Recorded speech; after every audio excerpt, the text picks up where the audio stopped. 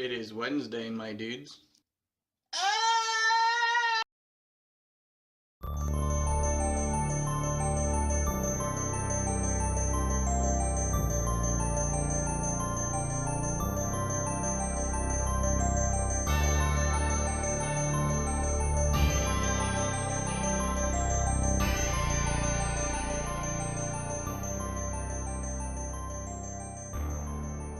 But yeah, I have it set up to where it's ultra low latency now. And even then, it's still like iffy as to like how well it does. As far as like lag goes, it's like, what the hell? And we're alive, actually. I forgot to actually mute the Discord. Gotta love streamer fails. Anyways, welcome to True Crime Wednesdays. And Pidgey has Glad to be a member for 11 months. Well, thank you, Pidgey, for that. You just threw off my train of thought. How are you guys doing today? I'm doing extremely well. Little bit of announcements before we start. If you guys can just bear with me a little bit, because we are going to talk about blood and guts and all that other stuff. But really quickly, I wanted to give an update on my health. I am now off of the mandatory 2 weeks of relaxing. I can actually move around, do some exercises. So I'm starting slow with exercises, with small walks and stretches, and some of the stretches are insanely freaking perverted looking if you actually saw me do them. But it gave me opportunity to work a little bit more. Now, the problem is I can't do videos just yet because of my back. So I'm going to do, for True Crime Wednesdays, I'm going to do as much research as I possibly can. In some cases, it's going to be limited. So with the two that we're looking at today, which are the Delphi murders and the Idaho 4, I'm going to give a basic summary of each of the cases, and then I'm going to go into what is currently going on with the cases. But also, I am going to switch it to the lovely Noxtron 5000, and you will be able to see this is my Patreon. I just updated it. I have to do a little bit more editing for it because there's some things I'm going to remove. But now, if you pledge $5 to me, you get to request a topic for Archive Live. If you pledge $3 to me, you get to request a topic for True Crime Wednesdays only. That way, you know, I can tell which one of you is somebody that's a little bit more of a donator, and which one is just loving what I do and just wanting to donate. Any money counts. I don't care if it's $3 or $10, but the $10 allows you to request a topic for both. The exclusive voting power, I don't know what that is. I'm getting rid of the fan request thing because that's pretty much these two things. Well, I think that would be for videos, actually, so I'm going to keep that on there. The patron shout out is for every one of them. I have to edit that to be in there. But that is... Oop, wrong one. That is what is coming up. Is pretty much I'm going to do as much as I can for you guys with the limited amount of time that I have. Now, again, you can donate if you want. You can donate through memberships, you can donate through super chats, or you can join my Patreon. Any money that I get is going towards my medical bills. Is going towards a gym membership because I need to actually get in the gym to strength train my back. Stuff like that. I will keep every week giving updates on my health so that you guys know how I'm doing. Unfortunately, because I try to keep a private life, I'm not going to show myself on stream doing these things. I get that it's like, oh, you're just going to have to take my word for it and the trust me bro thing. But if I ever get comfortable enough to show my face, I will. Okay? Now, I have a lovely guest. Someone who I wanted to have on a couple of weeks ago. And she was like, I can't because it's on a Sunday. And I go bowling on a Sunday, which is all good. So, everyone, let's say hello to K-Huck, or as I like to call her, Chuck. Hi, Nox. Hi, guys. Hello. Hi. Thank you for having me. Oh, I'm excited. I'm excited to be here. Yeah. How are, yeah, I'm very glad to hear that you are doing a little bit better. Yeah, I heard about your back and all that too. On your last stream, I think. I'm really sorry to hear that, but I'm glad to hear that you are doing better. Yeah, I'm almost off the Oxycontin. Mm, I think I have very, very good. Yeah. I think I have 2 pills left, and then I'm completely off of it, which is a good thing because I hate painkillers. Yeah, I don't blame you. I don't blame you. Yeah, it's with. I never really took painkillers. I think I only took them like a couple of times. Um, I don't know, a couple of times when I got my wisdom teeth pulled, and that was like over a decade ago. And then a couple of times when I like once or twice after I had baby Huck. But other than that, I try not to touch those two. I barely even touch Tylenol. You kidding? Yeah. I'm not. Yeah. I can't. I don't blame you one bit for not wanting to take those. I don't blame you one bit. Let's But see. I'm glad. Go ahead. I was just going to say, I was going to see who's in the chat right now. We have The Pigeon.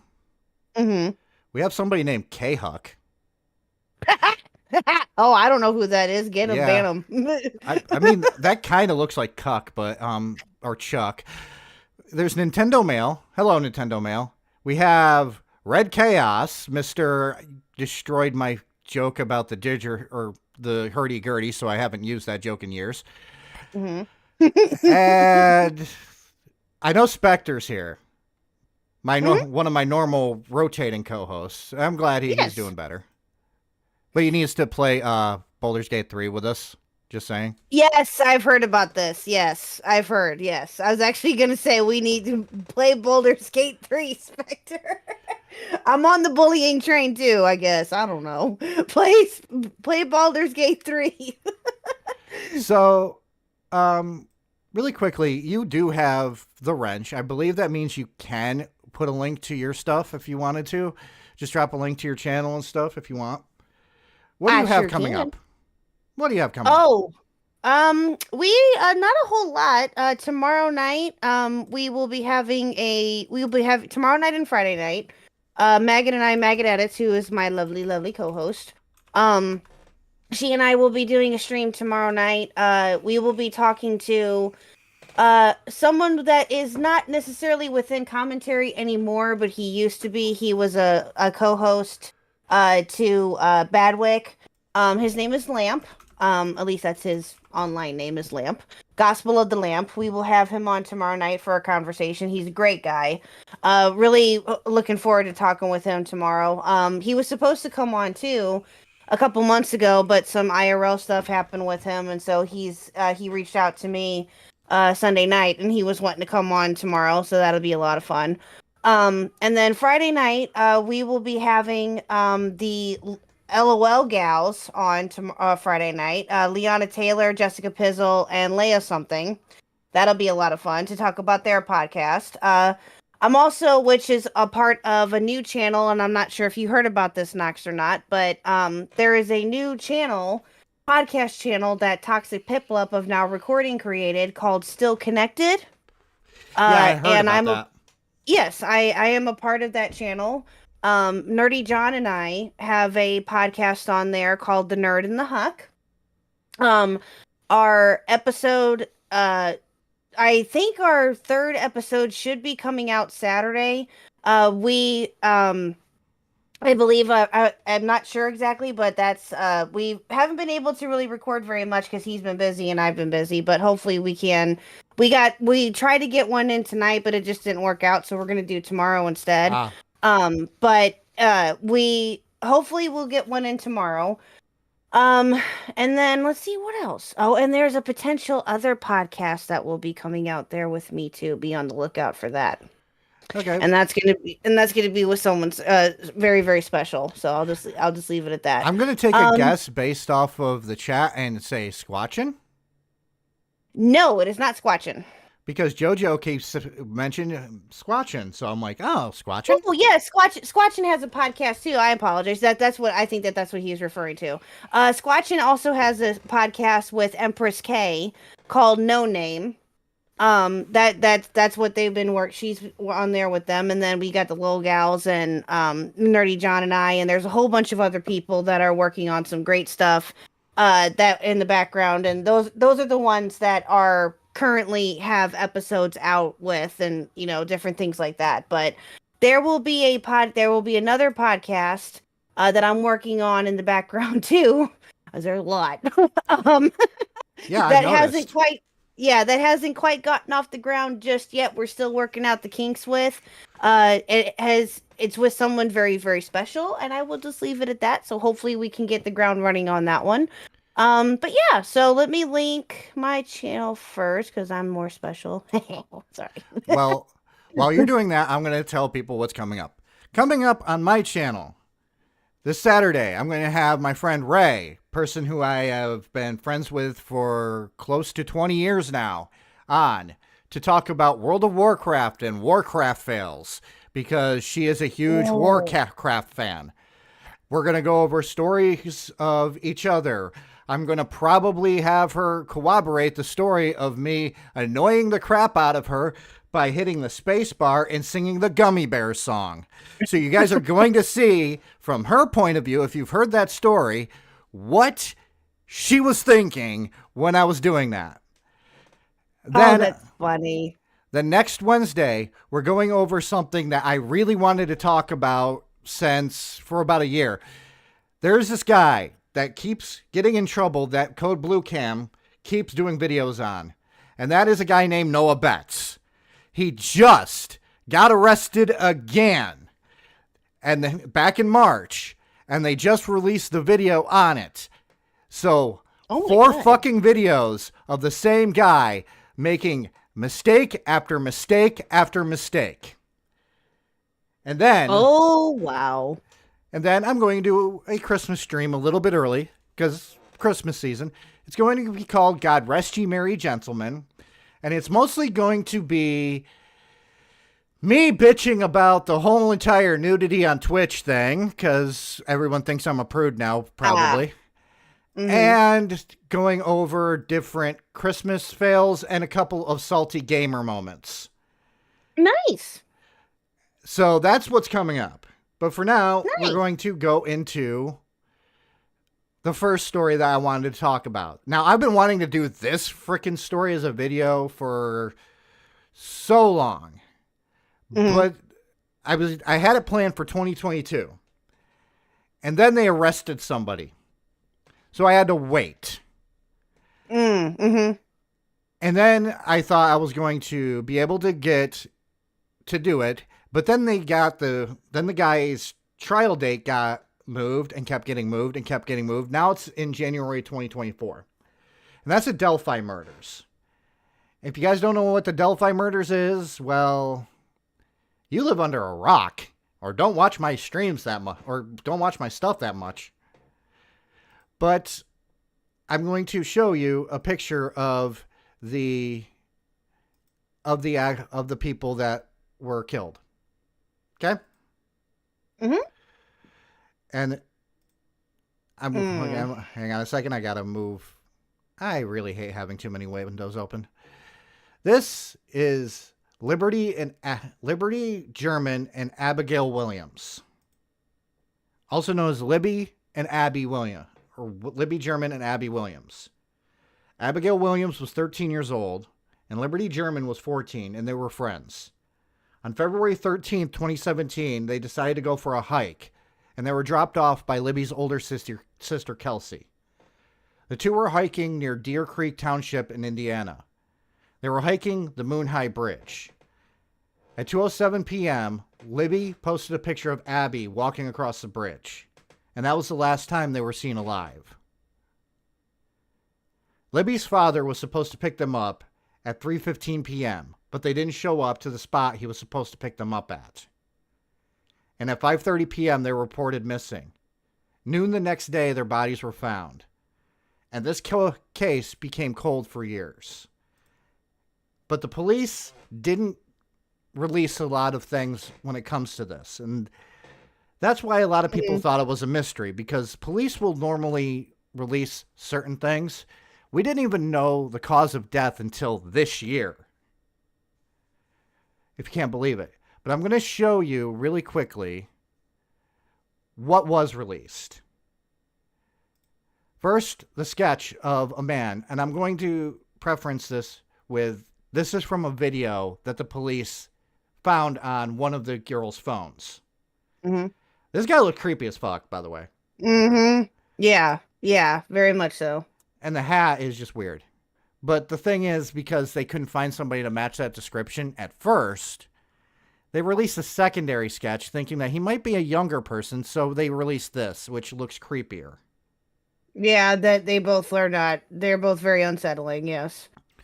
But this is what was released when it comes to the case of Williams and German's death.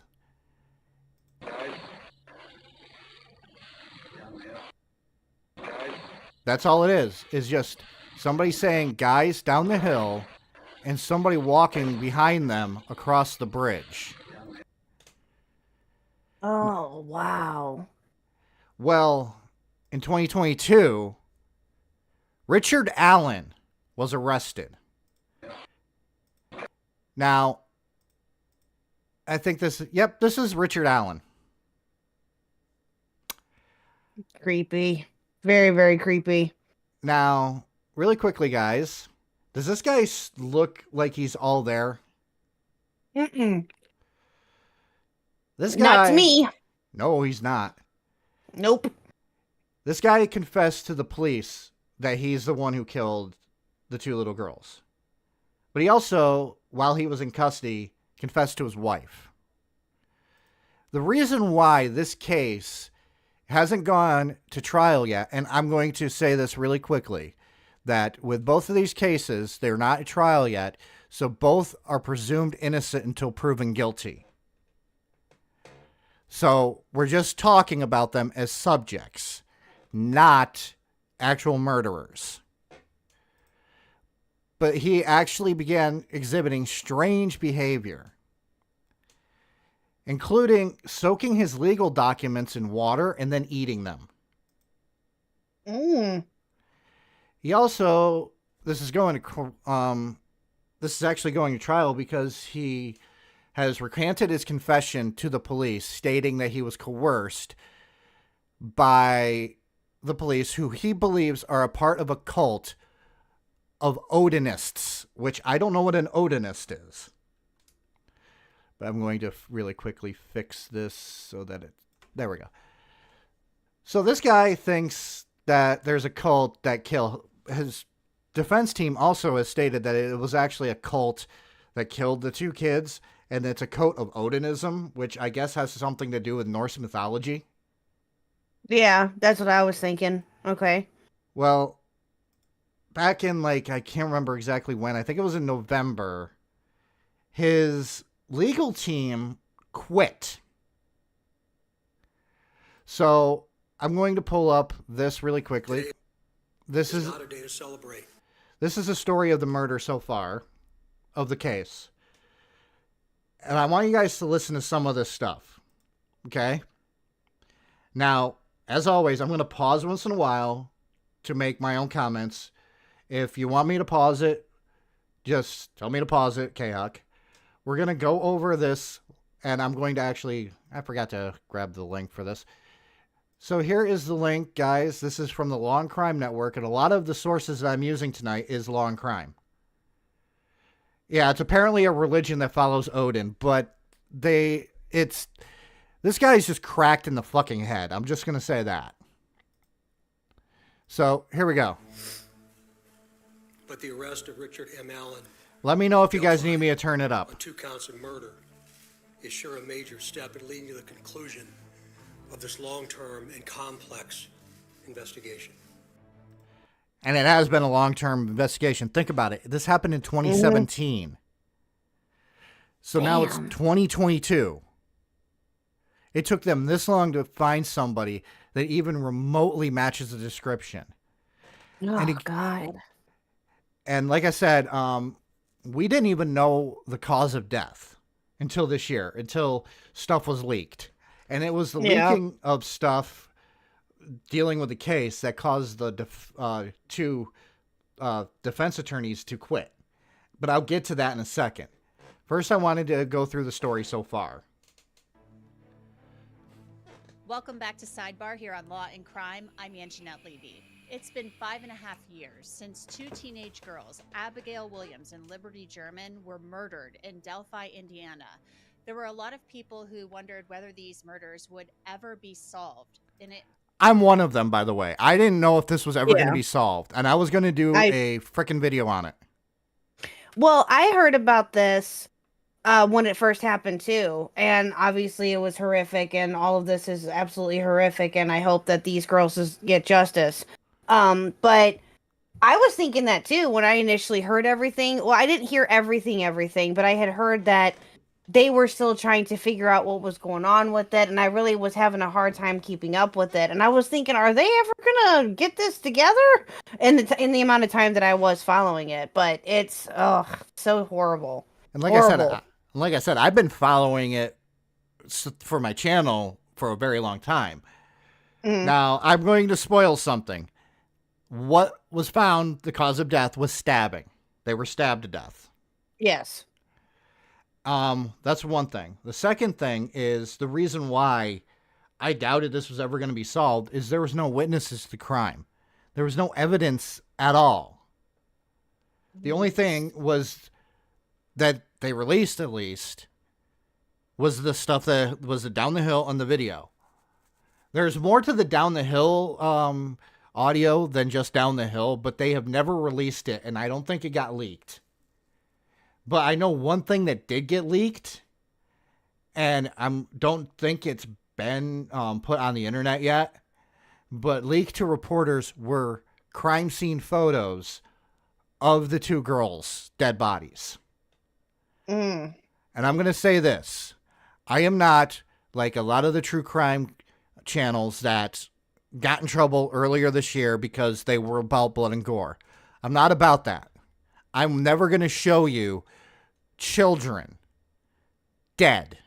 That is not anything I want to actually have on my channel. Right. Absolutely not. No, that's a big no. And I'm sure that you probably, this kind of goes along with what you were saying. You're not the type of content creator that would have you heard of some true crime content creators who put that kind of stuff behind a paywall? Have you heard about that? Yeah, one of them actually got kicked off of YouTube and now is doing doing their live streams on Patreon somehow. I don't know how. But that one is one, and I'm not going to sugarcoat it. I reported her to Patreon. Good. And I reported her channel for these practices. I am not going to sugarcoat it. Sometimes people false flag. But when you're using the death of other people to better your standing in life, you're doing things for the wrong reasons. I agree. True crime should be analyzing and how to prevent stuff. Not, here's a picture of a dead body, and here's what the police did wrong. Right. Now, if it was edited or something, that'd be different. You know what I mean? But obviously, from the sounds of it, they were putting them behind a paywall for a reason, or using them for their own vindictive ways. Yeah, that's because they were kids. They were showing pictures of dead kids. Yeah, that's absolutely disgusting. It's atrocious. Highly disavow. It's atrocious, and I wish people would smite them in Minecraft. Really is a case that's captivated the attention of people across the country. It did capture my attention. I'm just going to say. Allen is charged with the crimes, and he has entered a not guilty plea. Indiana State Police. Look at I'm just going to say this, and this is mostly going to be a mostly serious stream, but I'm not afraid to pick on perpetrators or criminals. This dude looks like he's fucking insane. Yeah, 100%. Absolutely. Yeah. This dude absolutely. Look at the way he's looking. He has no soul. None. He just looks dead. It's disgusting. Oh. Creepy. Imagine if this guy walked up to you. My first Good. reaction would be to get the fuck out of there as fast as possible because this guy looks like he would eat my soul. Yeah, I would be not to make light of anything, but or trying to be funny, but I would be channeling my inner Forrest Gump and running Forrest, as run. far and as quickly as I can. Yeah. Honestly, though, like I said, I don't know if he's the actual guy who did it. I haven't seen the evidence. Because the police haven't released the evidence, all that stuff is going to come out during the trial, which is supposed to happen in January 2024. I will get to why that is in question, but it looks like he's going to put that curse on my bloodline. Oh my god, Pidgey! Pidgey, no. Although Pidgey's not wrong. No, because what they found in his No. home has been released. He had multiple guns, multiple knives, and he kind of had a bunch of conspiracy theories that make frickin', all those conspiracy theorists put them to shame. Makes Alex Jones look like a frickin' saint. Oh, Jesus Foresight Christ. Yielded more than 70,000 tips that were bringing in information about the case. So let's listen to what the superintendent of the Indiana State Police had to say about the case on Monday. Thanks to literally hundreds of media outlets that have been steadfast in reporting and keeping the memories of Abby and Libby front and center. And that's and I'm just going to say this, that should be the focus. It should never Yes, be about absolutely. the killers. It should be about the No. victims of crime. They should be remembered more than the killer should be. Yes, I agree. Yes. So, does he believe in? I can't read that because the heart is in the way. Yeah, I know. I can't see it either. Hold on. Hold on. Does he believe in Satellite Man? I don't know what he believes in, dude. The heck is Satellite Man? I don't know.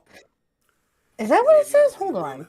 Developed relationships with me personally, and I always have a personal perspective, and today's no different.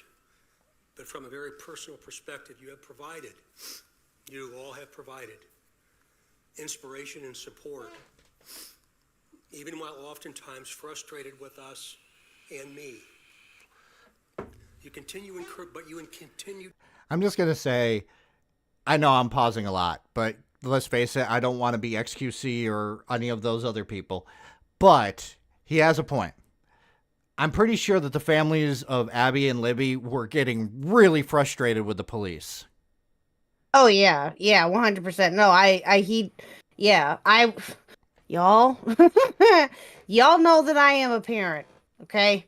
And even without me being a parent, if anything happened to any of the children that I know within my family or my friends or anything like that, the police would have to beat me to it. I'm just saying.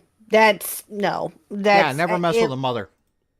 Yeah, or a mother, an aunt, a mother especially, yes, but I'm a mother, I'm an aunt, I'm a niece, the whole nine. But yeah, no, I'm also a very important job of being a mother as well.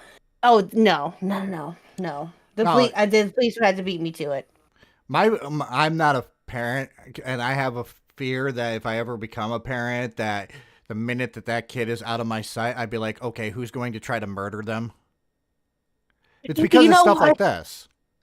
Yeah, no, exactly. Yeah. And that's what, my mom and my mom watches a lot of like different true crime stuff too. And she's heard about this obviously and, freaked the hell out. And, she's always worried about that kind of stuff too, about whether her grandchildren are safe and that kind of thing. And, again, being a concerning, loving grandmother, I get it, and I get that 100%. And, but she also watches a lot of true crime stuff. So and obviously she's heard about this and other horrific stories like this too.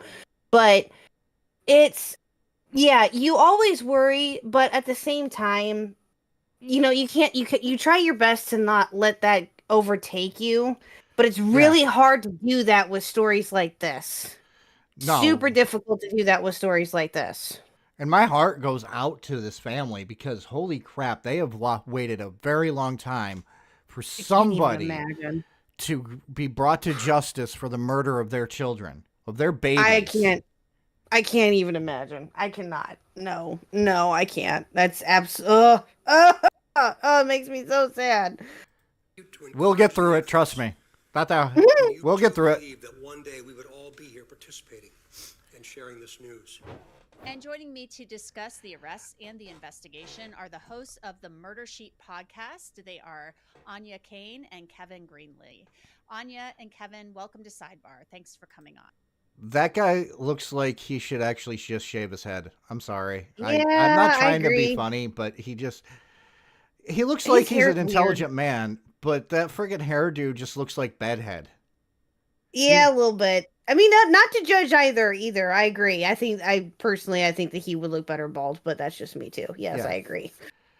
That's a weird shirt. I've never seen a shirt that color. I'm sorry. I'm getting sidetracked. You're fine. You're good.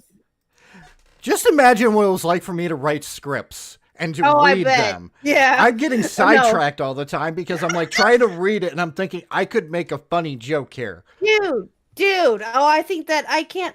I think that almost every single time that I stream, and well, like the other night, Megan and I covered, and I know that you're probably aware of it, but we covered the Hunter Avallone story. Did you hear about this by any chance?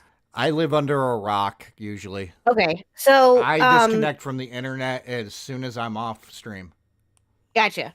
Well, he is a Twitch poll streamer, if you will, to a certain degree, but he and his girlfriend a couple days, I think this was on the 8th, him and his girlfriend got attacked by her ex at Hunter's apartment, and he shot the ex-boyfriend of his current girlfriend, shot through his front door and shot her in the leg. And the police came and they ended up being he ended up taking the ex-boyfriend took his own life. Yeah, I'm gonna actually skip ahead because I just wanted to show that one little piece here of how the police reacted in the press conference. So the next thing is, I already talked about that, so I can just go past that. This is what I was talking about. It's only 4 minutes and 23 seconds long. I wanted to share this because when I seen this, my first thought, to use a joke from Knox, there is a thing I have to worry about in this script to write, but I want to make this joke here, and I needed to... Oh, hey, a quarter on the floor. Fuck yeah. God damn it. I'm the same way. So he's calling me out too. As we were doing that story with Hunter, right? Megan got most of it together for me, but as we were going through it, we were trying our best to not make any jokes or to not try to be funny with it. We were really trying our best to be serious with it, like legitly. And you know, it turned out great. It was a great stream. Go check it out if you ever want to watch it. It was really, really good. But Megan and I both, because we both like to make jokes and laugh and all that, kind of like what you do, we were literally trying our best to not try to make jokes with certain things with it. Yeah. Like we were trying to our best, which we did. I think we successfully did. But yeah, I get it. Yeah, but this is called Delphi Murders, Teen Victims Killed in Pagan Ritual Sacrifice by White Nationalists, Defense Says. This came out 2 months ago. And, well, I'm going to get into what happened with the defense after this. I just want to show you how fucked in the fucking head the defense team was to begin with. Case that's captivated the nation. Attorneys for the man accused of killing 2 young girls in Delphi, Indiana say it wasn't him. Instead, they claim the girls were killed as a part of a pagan ritual by a white nationalist group, despite previous confessions made by their client. Richard Allen is the man accused of the 2017 brutal slayings of 14-year-old Liberty German and 13-year-old. Hey, Chris. The only thing you missed is I went over the backstory of the Delphi murders. I talked about the leaks of the evidence and stuff that came out, including finally we have a cause of death for Abby and Libby, which was they were stabbed multiple times. I talked about how Richard Allen is kind of a, what's the best way of putting it? He's mentally unwell, including eating his own defense documents, stuff like that. And we just got done talking about how we want to try to keep this serious, but there's so much urge to tell some jokes. Well, yeah, you gotta make light of this in a respectful way. You know what I mean? Like, you can't, and that's what. And I don't find anything necessarily wrong with that per se, but I get it. You know, we want to take the story very seriously, along with the other story that we'll cover too. But no, I get it. I mean, you got to make light of it in some way, because if you focus, and I know that I'm not saying that you do this, but if you focus too much on like the negative aspect of it, it's going to over consume you. You know what I mean? Yeah. So it's in my personal opinion, it's okay to make a couple of light jokes here and there, as long as I know you wouldn't do this, because I know you well enough that you're not going to do anything that's going to be obscene or anything like that, right? I mean, you potentially could, but I know you better than that, and you wouldn't do that. So, yeah. I think the worst joke that I got in trouble for was on the Halls of Horror stream when I was trying to explain how Lizzie Borden's stepmom was found. I just kind of said face down, ass up, not thinking about it sexually, and somebody took it that I was making a joke. And I did apologize for that, but I seriously was trying to explain the pose. Yeah, I can see that. Yeah. No, I get it. I mean, well, yes, that can be taken as a joke, yes, and I get it, and, you know, I get it, but I know that you didn't mean it that way. Yeah. You know, But, Chris, now we're on the fact that this guy, who's on screen right now, who's Richard Allen, his defense is now claiming that his confession to the police was coerced because he believes that the police are a part of a cult of Odinists, and that the kids, Abby and Libby, were killed by Odinists. Realize he also confessed to his wife, and she is never mentioned in this. So he has confessed to multiple people that he is the one who murdered Abby Williams and Liberty German. Weird. Abigail Williams. Their bodies were discovered in February 2017. This is the bridge that they were walking across. It's an old train track bridge. And honestly, I would not be caught dead on that bridge. Mm-mm. Nope, neither would I. Nope. And I was and I was a rambunctious scamp, and I grew up in the country. I don't care if this is a reenactment of Stand By Me. I ain't doing it. No. No. But No. But it looks like it looks like it's a converted bridge, because it looks like it used to be a railroad bridge, because you got this down here. Oh, yeah. There's no rails. It's just basically this long wooden beam here. Yeah. So I'm thinking that they converted it into a regular walking bridge, but I still wouldn't be caught dead on it. On a hiking trail near an abandoned railroad bridge in Delphi, Indiana. In a new 136-page motion filed on September 18th of this year, attorneys for Allen accuse investigators of ignoring critical evidence linking the killings to a group called Odinism, a pagan group which, according to the motion, has been hijacked by white nationalists. These kind of things go on in rural Indiana. Like, this is not some kind of I just want to say this. I think it is very stereotypical to blame a cult. It seems more Satanic Panic, and I am not going to cover the Satanic Panic yet. But it does. It's just giving me Satanic Panic vibes. Well, here's my question. I'm sure that does it go into does this criminal defense attorney, who looks like a moron, by the way, and sounds like one, do they go into why they think that? Do they have any proof? I don't know. I think it's all just trying to get this client off, and I don't know why you would want to try to get your client off. Look how mentally unstable he is. Well, that's okay. Here's my thing, though. Okay. Hey, Battle. Hey, Battle Puppet. I haven't seen you in a minute. Hello, sir. Here's my question, right? If you're trying to defend your client, who you know, obviously, looking at the man for less than 2 seconds, okay, you can see that he is not well, okay. Only never talked to this man ever in my entire life. I can tell, but just by the pictures, he is sick in the head, okay. Wouldn't you, as a defense attorney or as an attorney in general, handling this very sensitive and very high-profile case, want to try to see if maybe, oh, I don't know, your client could just plead insanity or something, or not able to withstand trial because of a mental illness or defect or whatever that terminology is. I can't think of what it's called.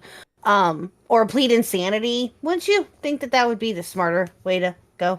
Yeah, that's the thing, though. The smarter way to go is that. But the thing is, he just pled not guilty. If they pled not guilty by reason of insanity, they might have a case. Mm-hmm. So we're going to listen to him. I haven't watched this full video yet. I wanted to watch it with you guys. So I'm okay. Wanted the first part of this is not impressing me with him saying that these happen in Indiana. Well, no. Okay. Okay, bro. Okay. Let's I'll give it another shot. Let's see what he has to say. Okay. I was going to say, if I was his defense attorney, I would have said he was. Yeah. Everyone that I know thinks that. And by the way, there's only one person who agrees with this on YouTube that I've seen so far. It's some British YouTuber who was like, it has to be Odinism. I don't even know. I didn't even know what Odinism was until I looked at this stuff like this last weekend. I have heard about it before, but it's been a while, and I can't remember where I heard it from, but I have heard of Odinism before. It sounds very familiar, but again, I can't. And maybe it came up in like a conversation or something that I was having with a friend of mine. I can't remember. I read it somewhere, but I had heard of it before, but I haven't heard it again until tonight. And now my sister's here. Hi, Brandy. Brandy! Hello! It's my sister. It's your sister. Hi, sister. Hi, Sister Knox. The whole cloth theory that the defense just came up with, again, all this information came from the discovery that was tendered by the state to them. Criminal defense attorney Bob Motta has been following the Delphi murders case for years. He says the latest motion filed by Allen's defense team isn't just smoke and mirrors. And the filing also provides details about the crime scene that had not been previously released to the public, including signatures and symbols in the forms of runes. But here's the thing. That could just be graffiti that was there before. You know what I mean? They're saying that there's... Wait. Back up. Let me hear that again. How far do you want me to back up? Just like 30 seconds. Yeah, that's fine. Right there. Right there. Also provides details about the crime scene that had not been previously released to the public, including signatures and symbols in the forms of runes. Okay. Yeah, exactly. That could have been there before. Do they know how long it was there for? Was it fresh? Well, according to the affidavit, I can actually rewind it again and pause it. You can actually look at the affidavit. It says, let's see, where is it? I seen it while I was reading through it. However, the Odinism angle was essentially abandoned. That usually means that they looked at it, but there was nothing to warrant them looking any further. My guess is the symbols were there, at least. Okay. Well, at least they abandoned it. Okay, well. Here's my thinking, and this is just a theory. I'd have nothing to do with this whole entire case whatsoever. But I come from a small town. I don't know if you come from a small town. Kinda, yeah. Small-ish. Kids get fucking bored. And I remember in my one small town, there was a small bridge over a narrow creek that people were spray painting random things, including swastikas, on the underside of. Why? They were fucking bored. Mm-hmm. So I'm thinking that this is a rural area, bunch of kids. Oh, let's just freaking carve random symbols.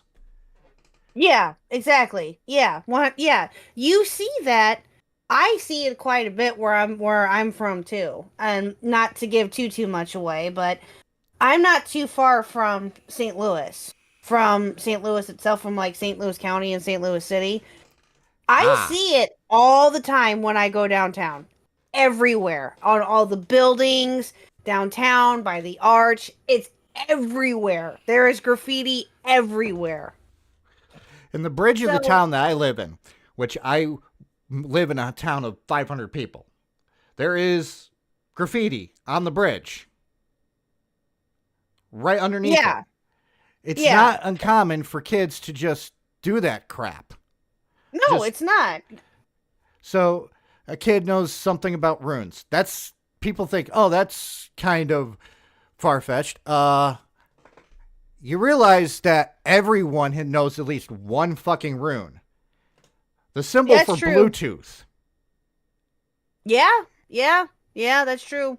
So, or the well, I don't know if this is a rune or not, but you know how you were in you probably could relate to this. Some of the people in your chat probably could too. You know how you take when you were in school and you drew those 3 lines and then you drew 3 lines underneath it and you made an S out of it? Yeah, I used to do that all the time. Yeah, and that was, if I remember correctly, and again, I could be totally wrong, that was considered to be some type of symbol or something along those lines too, wasn't it? Yeah, they thought it meant Satan. Yeah, thank you. There you go. See? And it's everywhere. I used to see it all the time as a kid. And I see it on occasion, like, depending on how long a graffiti has been on a building or on a wall or whatever, you still can see it on some graffiti art. Yeah. Depending on how old it is, yeah. Or it may, again, or how, whatever, but you still see it regardless. So, yeah. And how, okay, I have so many different questions. I have one theory that the whole entire thing. Think about what was playing on television during 2015 all the way up to 2020. I think it was 2015. Vikings. Don't you think that people would just go, oh, Vikings, let's learn runes. Stuff like that. Oh, yeah, that's true. Yeah.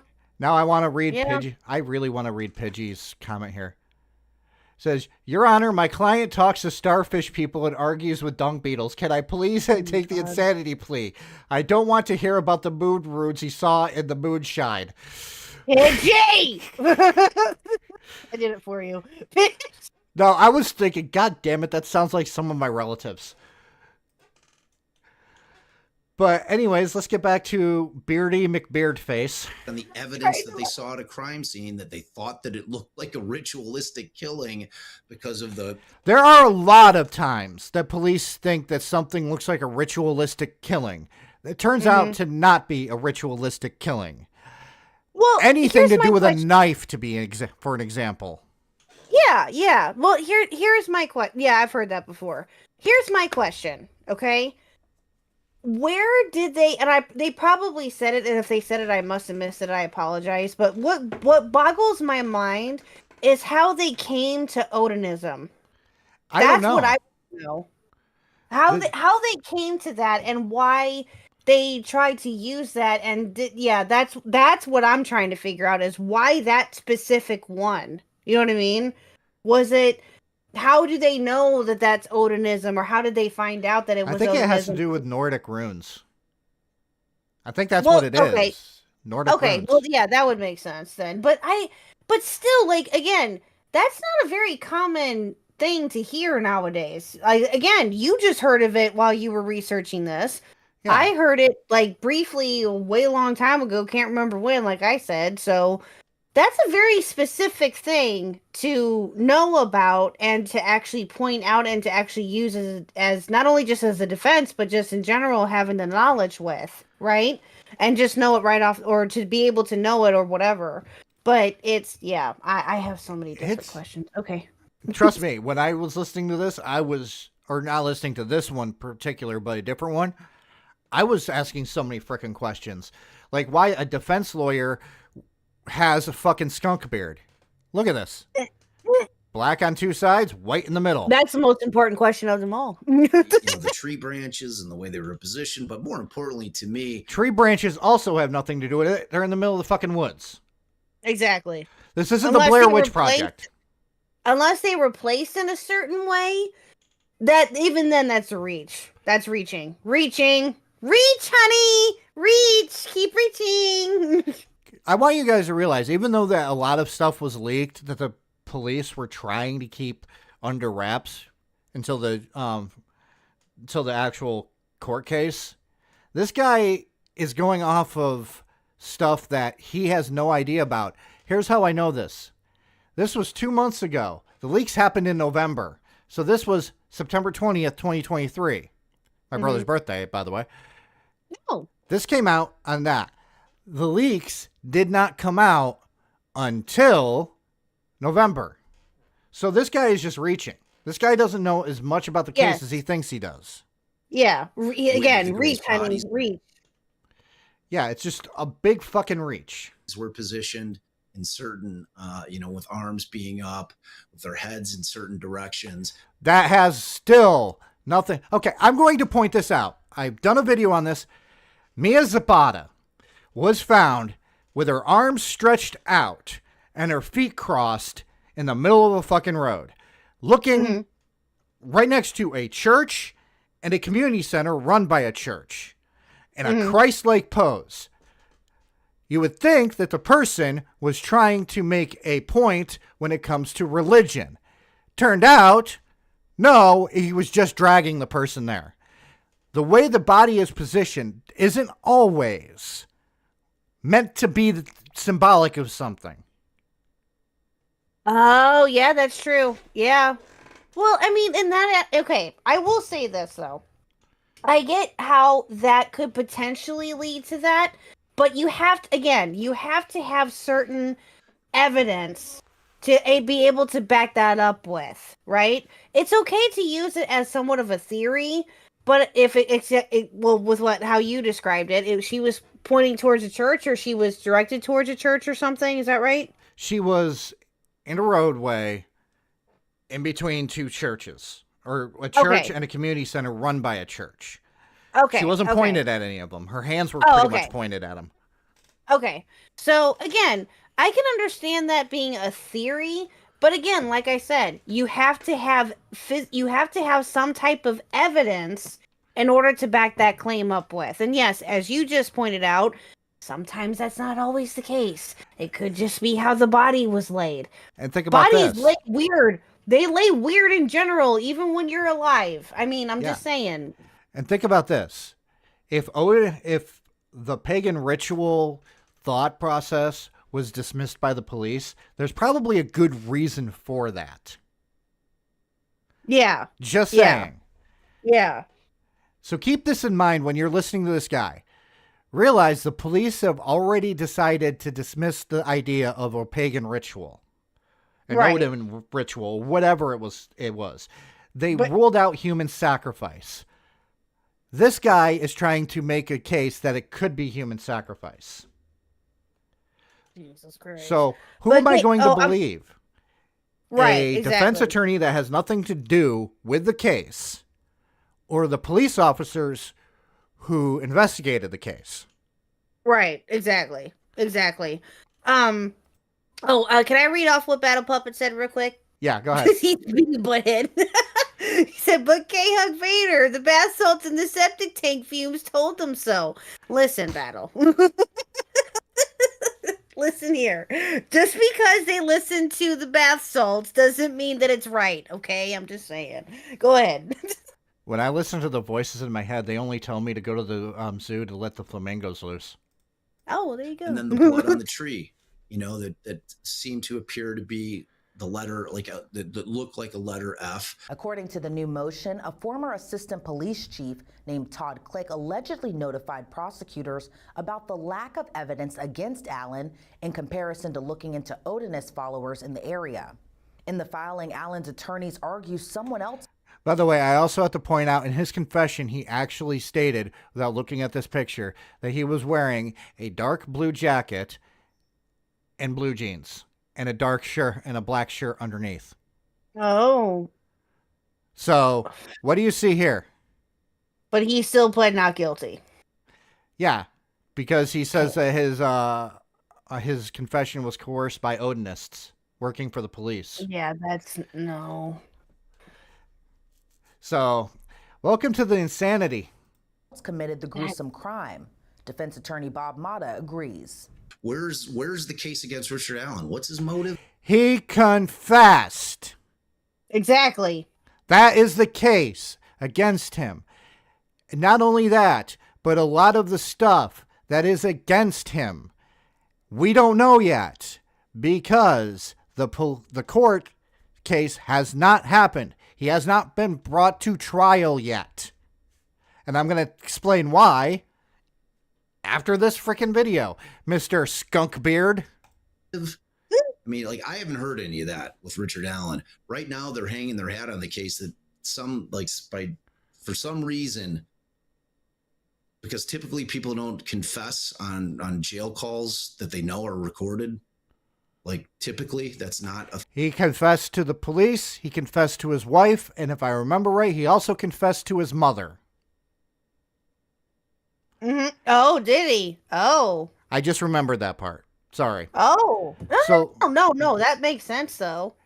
Not only there's that, a lot to this. I don't blame you for not remembering everything. It's okay. But yeah, that's... yeah. But again, I'm going to say this. He is innocent until proven guilty. Do I know if he did it or not? No. I don't. I don't have the evidence in front of me. Mm-hmm. What I do know is the Odinist theory is probably the dumbest fucking theory because it goes against everything that I'm taught as a human being. Think about it. I can't remember what the philosophical law is called, but it is, Occam's razor. Usually the simplest answer is always the correct one. Mm-hmm.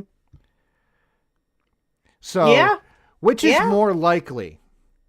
Odinists hiding in a small area who did a human sacrifice, or a dude who's out of his mind, mentally not all there, ended up killing them? Which one sounds a little bit more plausible? Right. Next time you tell me that his dad that his mom's mailman was confessed to. I don't know how many people he's confessed to. I just know he's been confessed to a lot about. Yeah. We won't, but that probably won't all come out until the trial, which you said is in January. Is that right? Yeah, I'll get to it, but really quickly, I just saw something from Red. I am not reading that out, and don't use that word on my freaking streams, dude. You will get me freaking kicked off. Okay? Red, you hear that? Red, don't get him in trouble. Don't get Knox in trouble, please. Yeah. Please don't get me in trouble. Please. This is my livelihood. But back to Skunkbeard. A thing that typically happens. So, you know, the fact that that is the strongest piece of evidence that they have is interesting, you know. Again, you're making assumptions that that is the strongest piece of evidence they have. We don't know what the strongest piece of evidence they have is. Even with the leaks, we don't know everything. Yeah, we don't know everything yet. No. And again, won't know everything until the trial comes out and more evidence is shown. Exactly. Yeah. Pretty much you cannot freaking state, the only evidence they have is the confession. No, they might actually have more than that. They could actually have DNA evidence on him. They could have foot imprint evidence. I don't know if that's still a thing. Footprint evidence. They could have they could have found a murder weapon in his house. They could have found the clothes he was wearing that day in his house. I understand it's 2022 when he got arrested, but does this guy look like he throws away anything? Probably not. No, not from the looks of it. No. Yeah. No, I mean, it's not a strong case against the guy forensically. They'd have nothing. And the other big thing that comes out of that, which was like a little kernel in there, is that they're saying, look, there is no DNA that is putting Richard. I am with this chick. She does not look impressed at all.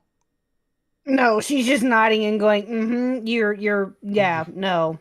You're feeding me a bunch of BS. Mm-hmm. She's sitting there thinking, she's probably sitting there thinking, and I thought Amber Heard's lawyers were fucked up in the head. Oh, Amber Heard. Oh, you know what I really Amber want to Turd. do? What? I really, really want to do a live stream with her, like multiple different live streams about that case. I have been so tempted to do it. I just haven't done it yet. I am going to probably cover Amber Heard sometime in March. I don't know yet. Like I said, I'm slowly getting my schedule out for live streams. I might actually do that one, or I might actually just hold it off for a bit. I know I'm doing Darrell Brooks at some point. Oh, I want to be there for that one if I can. Please, please, please. I want to do that one with Okay. you. That'd be so much fun. Yay, thank you. I'll let you know when it is. I don't remember when I scheduled it. Allen at that crime Oh, scene. I'll be And there in more a heartbeat. importantly than the DNA, because I had heard that there was no DNA that they recovered from that scene, is that they didn't find. Where did you hear that they didn't recover any DNA? Because I've never heard one way or the other. The public has not heard. And since you do not have any access to the case, because this isn't one of his trial lawyers, this is just somebody as an expert talking, where do you come up with there is no DNA? Well, you're a lawyer, dude. You can't just be saying these statements willy-nilly like that and just expect it to have no repercussions. You can't. I'm You just looking- can't. This guy is a freaking tool. Exactly. No, I agree. And that's, you can't, even if you are a person who has a very high profile job and a very high profile title. Not only are you just like a lawyer, which again is a very prestige job to have, mind you, don't get me wrong. Not only that, but you are a defense attorney, okay? You are a defense attorney, right? Not a traffic law attorney. You are a defense attorney, right? Yeah. You can't just say statements like that out of your butt and expect for everyone just to take your word. You can't do that. Pidgey, if you're still here, my inner bully wants to shove this guy into a locker. Me too. Shit. Oh shit, my bully arc is spreading to other people. Find I'm just any saying. evidence whatsoever on any of his devices. One person who Allen's team points to specifically in the motion is the father of a boy one of the victims had been dating prior to her death. But the boy's father previously denied any involvement in the murders, and in response to the latest motion filed, the boy's father took to his social media to say if he had the money, he'd sue Allen's attorney for pain and anguish caused to him and his family. Good. Do it, actually. Yeah, good. Yeah. That's like 100%. By the way, this isn't the first time somebody getting sued is going to come up in a true crime today, even. Because, yeah, exactly. Again, that's good. Yes, take action with that because, again, that's not something that, again, like I just said, you don't throw out statements like that just out of nowhere or out of thin air and expect for people to take. No, you can't do that, dude. You can't. No, you can't. And by the way, spoiler, we're going to be talking about the Idaho 4, which there's somebody being sued right now because they're pretend to be a TikTok psychic thing. That has to do with that case. What? You never heard of the TikTok psychic story? Yes. That has to Nerdy do with John the next covered it, case. yes. That has to do with the next case we're going to be discussing soon, right after this. Yes. Yeah, Nerdy John Allen's covered defense it. Yeah. team's latest motion comes after the July decision by a judge not to move Allen from the Westville Correctional Facility where he's been housed since his arrest. The filing states that at least 2 guards from the prison have intimidated and abused their client and are also members of the Odinite cult. Do you see a pattern here? I'm sorry, I didn't catch that part. Replay it. My headphones are acting up on me a little bit. Replay that again. Ready? Mm-hmm. This guy wanted to be moved, and here's the reason why. Facility Okay. where he's been housed since his arrest. The filing states that at least 2 guards from the prison have intimidated and abused their client and are also members of the Odinite cult. Oh my god. Oh, This- come on. They're going really hardcore on this Odinism thing. Oh my god. Oh my god. This just now, do you guys see why this is giving me satanic panic flashbacks? This no. No. Oh my god. That is the I'm just No. gonna say this really quick. Every pagan that I have ever met, every person who believes in who is Wiccan, I guess Druidism, Mhm. now Odinism, I've never heard of that one, have Mhm. not been violent fucking people who want to hurt you. No, They- never. No. So when I see stuff like this, I am wondering where these guys got their law degree. You and me both at this point. I mean, that's no. No. Oh my god. That's reaching so far. Oh my god. Okay. But Yeah, that makes my head hurt too. oh, trust me, we're almost done with this one. Just hang in there. Ultimately, Allen's attorneys want what's called a Frank hearing to determine if the search warrant for Allen's home was based on an inaccurate probable cause, which according to Bob He confessed. There's probable cause when you confess. Exactly. Mata should be granted by the judge. There's people. I'm tired of hearing this guy try to explain this, really, but I'm going to try to get through this. Pieces there, and it's all gonna get laid out at this hearing, which is gonna be a bombshell hearing, one way or another. If a judge I'm going to let you know how that hearing went. You ready? Mm-hmm. I'm pretty sure he got laughed out of the fucking courtroom. I bet it did too.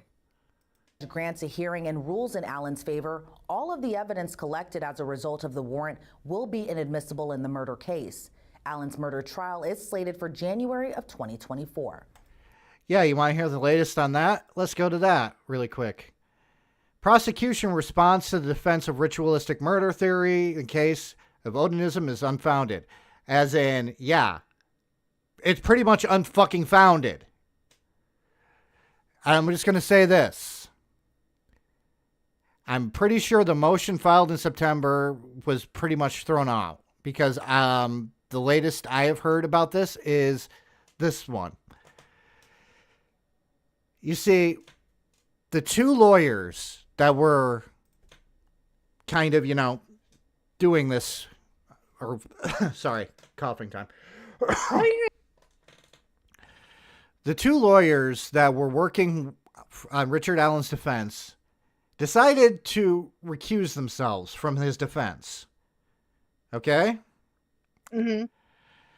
So, roughly a couple of weeks ago, they wanted back in on the case. And a judge in the state rejected the request. And that judge also was requested to be removed from the trial. So she's now in fight for her life. Because she's like, no, you can't come back in. And in my case, idea, oh yeah, Brad Rossi was one of them. Never mind. That fucker. So, Skunk Beard was one of them. I apologize. Oh, he was. Oh, gotcha. Okay. In the brief, Gull asserted that she acted within the scope of her power in ousting attorneys Brad Rossi and Andrew Baldwin, who literally were like, yeah, we're going to push you out because you guys wanted to recuse yourself anyways. So the judge was like, yeah, Skunk Beard and Dumbass can go away. And this is Brad Rossi without Skunk Beard. And here's this fucking dude who's apparently Andrew Baldwin. Okay, gotcha. Monday's filing, Gull argued that she did not violate Allen's right to the Sixth Amendment to a speedy public trial by disqualifying his attorneys.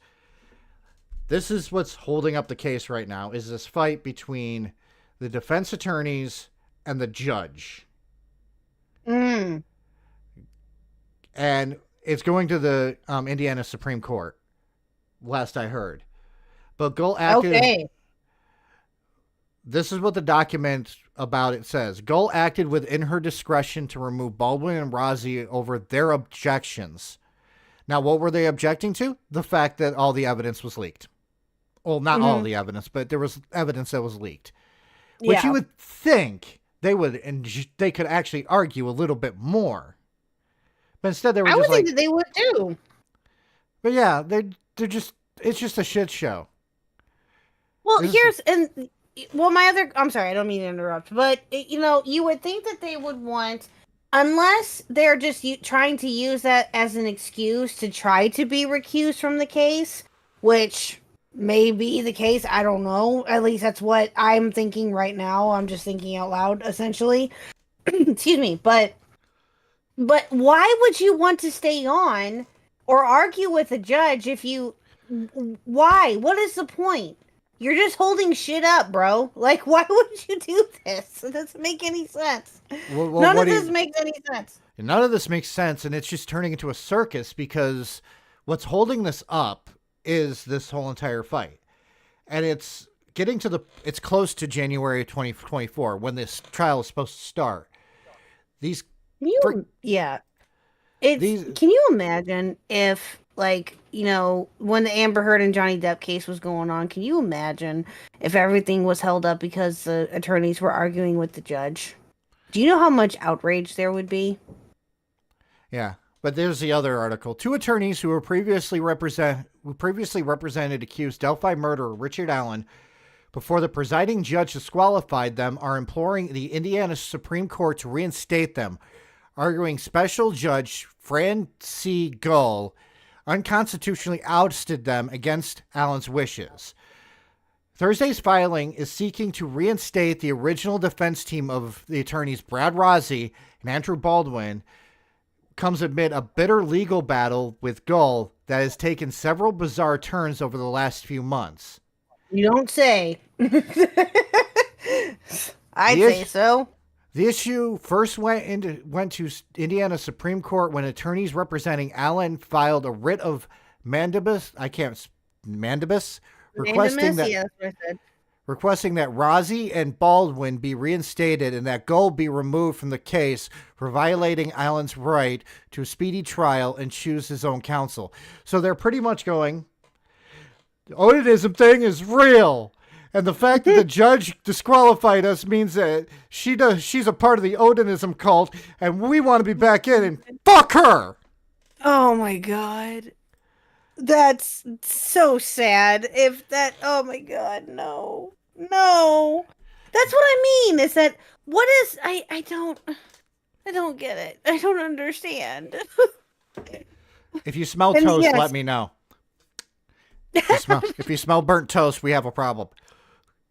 Gull and Indiana Attorney General Todd Rokita filed responses to Allen's writ, arguing that it was in the judge's discretion to disqualify Rozzi and Baldwin. Additionally, Gull and AG's office both argued that Allen's filing a writ directly to the Indiana Supreme Court, as opposed to filing whatever that fucking word is, appeal, was procedurally improper. Okay? In the week's last filing, Allen argued that his efforts to have his attorneys reinstated and that Gull removed were not only properly filed as a writ, but further asserted that the writ was the only remedy available to Allen under the circumstances. This writ is the only remedy. Any trial without Baldwin or Rozzi, Rick's counsel of choice, would be merely for show, the document states. Only 2 lawyers can be ready for a speedy trial to carry out Rick's well-developed trial strategy. I question the trial strategy. I'm sorry. Yeah, 100%. Yes, agreed. I'm just going to say this. Sorry, yes. I'm just going to say this. Say this guy is innocent and he's just one of those types of people that confess to crimes that they don't commit. His attorneys are making him look like the killer with this far-out theory. They're only hurting him. They're not helping him. And exactly. And only one court can grant that relief. This court, if actions are taken now, Rick's trial will be delayed longer. Yeah. Allen emphasizes that his trial date would be January 2024, originally scheduled, is only possible with Rozzi and Baldwin. Allen further argued that only situations in which a judge can unilaterally remove a defendant's attorney is on the judge's motion, as Gold did, is when the attorney is not a member of the state bar or when the attorney has a conflict of interest that will obstruct his ability to provide effective representation. Now, I think there's more than that. I think there's something in this that's kind of important, and this is what it is right here. Why was they disqualified? Because on October 19th, they announced that Rozzi and Baldwin had withdrawn from the case, referring to their departure as an unexpected turn of events. They withdrew from the case. They want back in the case, and the fucking judge said no. So all of this is BS because two fucking idiots who probably got C's in law school didn't realize that when they withdraw from a case, because guess what? Oh, look, it comes to a link. Attorneys for accused Delphi murderer quit. That's what they did. Oh my God. Wow. So now they wanted to punish the judge for allowing these two morons to quit representing this crazy dude because reasons. Yeah, exactly. Reasons. Oh my God. That is wow. Wow. And that, this is such a shit show. Holy cow. And that's the latest of what's going on with the Delphi murders. Yes. Is right now the case is coming close to Darrell Brooks' level of a circus. Yeah, 100%. Yes, I agree. That was one of my thoughts too. You got two defense attorneys who are trying to use a really bad theory to lock somebody away who, if he's innocent, they're not helping him. No, not in the slightest bit. No, not one bit. Nope. Then they quit because they didn't get their way when it came to a hearing. Yeah, threw a temper tantrum. It was like, I quit, and walked out and stormed out with now they want back in, and they want the judge that is supposed to be presiding over the trial to be kicked off. This poor judge. I'm telling you right now, this poor judge. Oh my God. Just when you think there couldn't be dumber lawyers than those who represented Amber Heard, these two dumbasses come around.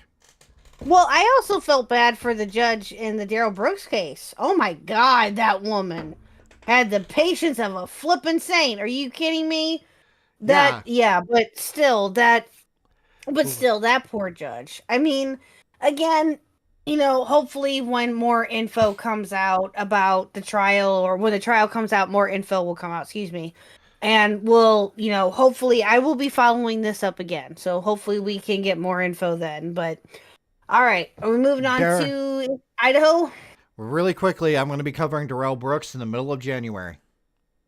Oh, yay. Okay. Awesome. Which is funny because that week I'm also doing Dumb Criminals on Saturday. Return of Dumb Criminal Files. Funny. That'll fit. There you go. Which I need to find a judge for. Joking. Anyways, we're going to move on to the Idaho 4, which I'm going to say this right now. I am going to butcher some names. Because for some fucking reason, these names are just really out there with some of these. But who are the Idaho 4? The Idaho 4 were Madison Mogen, Zana Kernodle, I think that's how you say it, Kaylee Goncalves, I can't say her last name, Goncalves, who, by the way, the TikTok psychic thought was the chick who was having a lesbian affair with a fucking teacher. Yep. Yep. Ethan Chapin was the boyfriend of one of them. I can't remember which. But on November 13th, 2022 in Moscow, Ohio, which I did not know there was a Moscow, Ohio, Idaho. I did not know that either. 4 students were stabbed to death in their shared rental home. On November 12th, Chapin and Kernodle returned home at 1:45 a.m. after going to a party. Well, that would be... Wow, I just screwed that up on my notes. Somebody pissed on my notes, and I think it was Pidgey. On November 12th, Chapin and Kernodle went to a party. They returned home around 1:45 a.m. 2 other surviving roommates had come back home at 1 a.m., so they were there asleep, and they were actually witnesses to this, and I'll get to them in a second. There was one who didn't hear the attack, but the other did. The one roommate heard something that was on the same floor, was on the same floor as Kernodle and Chapin. It's important to remember that. This roommate said she thought she heard Goncalves say that there's someone here. But investigators think it was Kernodle, though as her cell phone record, Kernodle do it because her cell phone records showed that she was on TikTok at 4:12 a.m. Which, let's face it, that's a weird time to go onto TikTok. But Yeah, a little bit. I'm just an old man, so what do I know? The same survivor peeked out her door 3 times. The first time she saw nothing. The second time she heard what sounded like Kernodle's crying. And then a man's voice that she didn't know say, "I'm going to help you." The third time she saw a male figure dressed in black with a face mask on who walked towards her and past her and out the sliding glass door. That's terrifying. Yeah, a little bit. A little bit. I'm just going to say this. That is scary. And hi, Ollie, and hello, Horror in Hellfire, and hi, Slim. I mean, when you got insomnia, you're going, yeah, late nights. I still wouldn't get on TikTok late at night, to be honest. I wouldn't. No, I wouldn't either. And like, I'm not big on TikTok anyway, so I don't get on there a lot. I do on occasion like to look up like a recipe or something, but I don't ever really use TikTok very often. Now, Mr. Huck, on the other hand, now he will get on TikTok and like be on there for like hours on end, but I will not. I prefer YouTube or whatever, or sometimes I go down the rabbit hole of the Facebook videos. I go down that rabbit hole too on occasion, but that's just so creepy. So creepy. All of this is so creepy. Really quickly, I'm trying to pull up the photos of the 4. Just give me 1 second. I need to do fine. some. While you're doing that, I'll say hello to the lovely Madam and Oleander. Is that how you say it? And Slim. Hey, Slim. I just call her Ollie because Ollie's awesome. Anyways, Hi, these Ollie. are the Idaho 4. I don't know which one is which, but I have a couple of treats for you. There's actually a body cam footage of one of them, one of the 4 that were killed, talking to police a couple of days before, I guess. I can't remember exactly how it's structured. But Yeah. we're going to look at that. Here's another picture of them. These are the 4 right here. These are the 2 others, and I think these are the actual 2 witnesses. I'm not sure. But the witnesses there haven't been named because, let's face it, that's kind of privacy thing, and plus it was an ongoing investigation. Yeah. Right. But all 4 were stabbed to death, and they were located on the 3rd and 2nd floors. They were not gagged. They were not restrained. Mogan and Goncalves, I cannot say that, Goncalves or something like that, were found in Mogan's room. Kernodle and Chapin were found in Kernodle's room. And it wasn't until 11:58 p.m.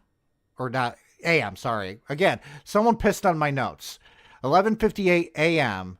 that 911 was called. But it wasn't to report a murder for some reason.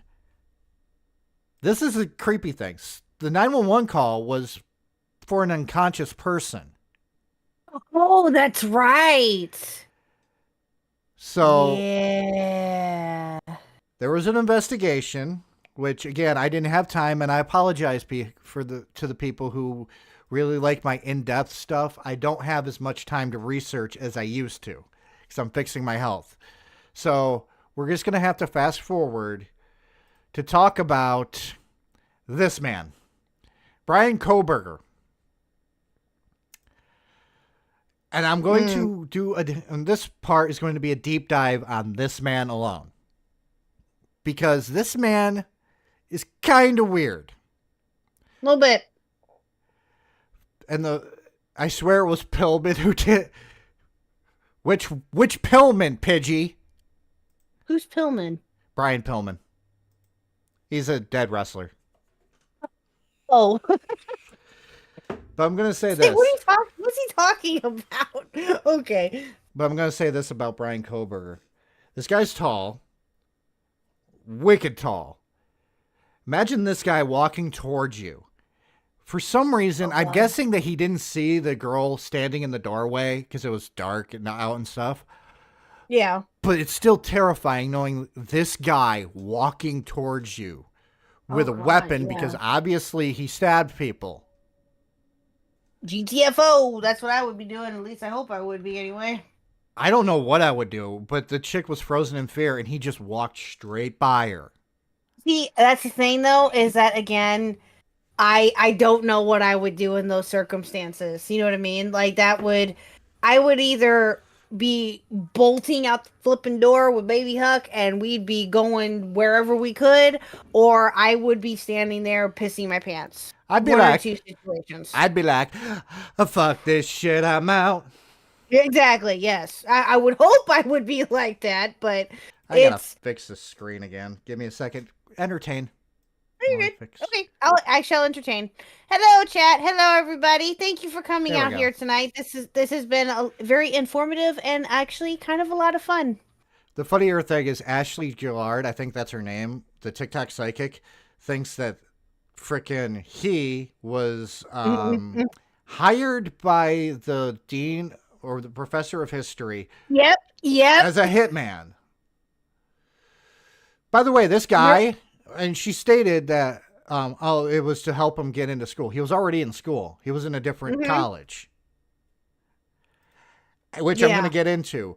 So I'm going to leave it up to you guys. I can't do a poll right now because I'm paying attention to everything else.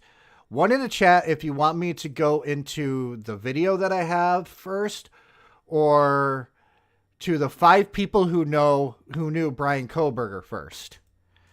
1 in the chat for the video, 2 in the chat for the people who knew Brian Kohberger. Okay. And while you guys are doing that real quick, do you care if I put a link in the chat real quick? It's for something that I thought of and I meant to do it earlier when I was talking about stuff, about my channel and everything. Do you care if I do this real quick? No, I have to use the bathroom anyway, so you can entertain. Okay, go right ahead. Okay. I'm sorry, guys. I have an old man bladder. It's okay. I can take over for you. You did it for me. So I gotta go ahead. Go ahead.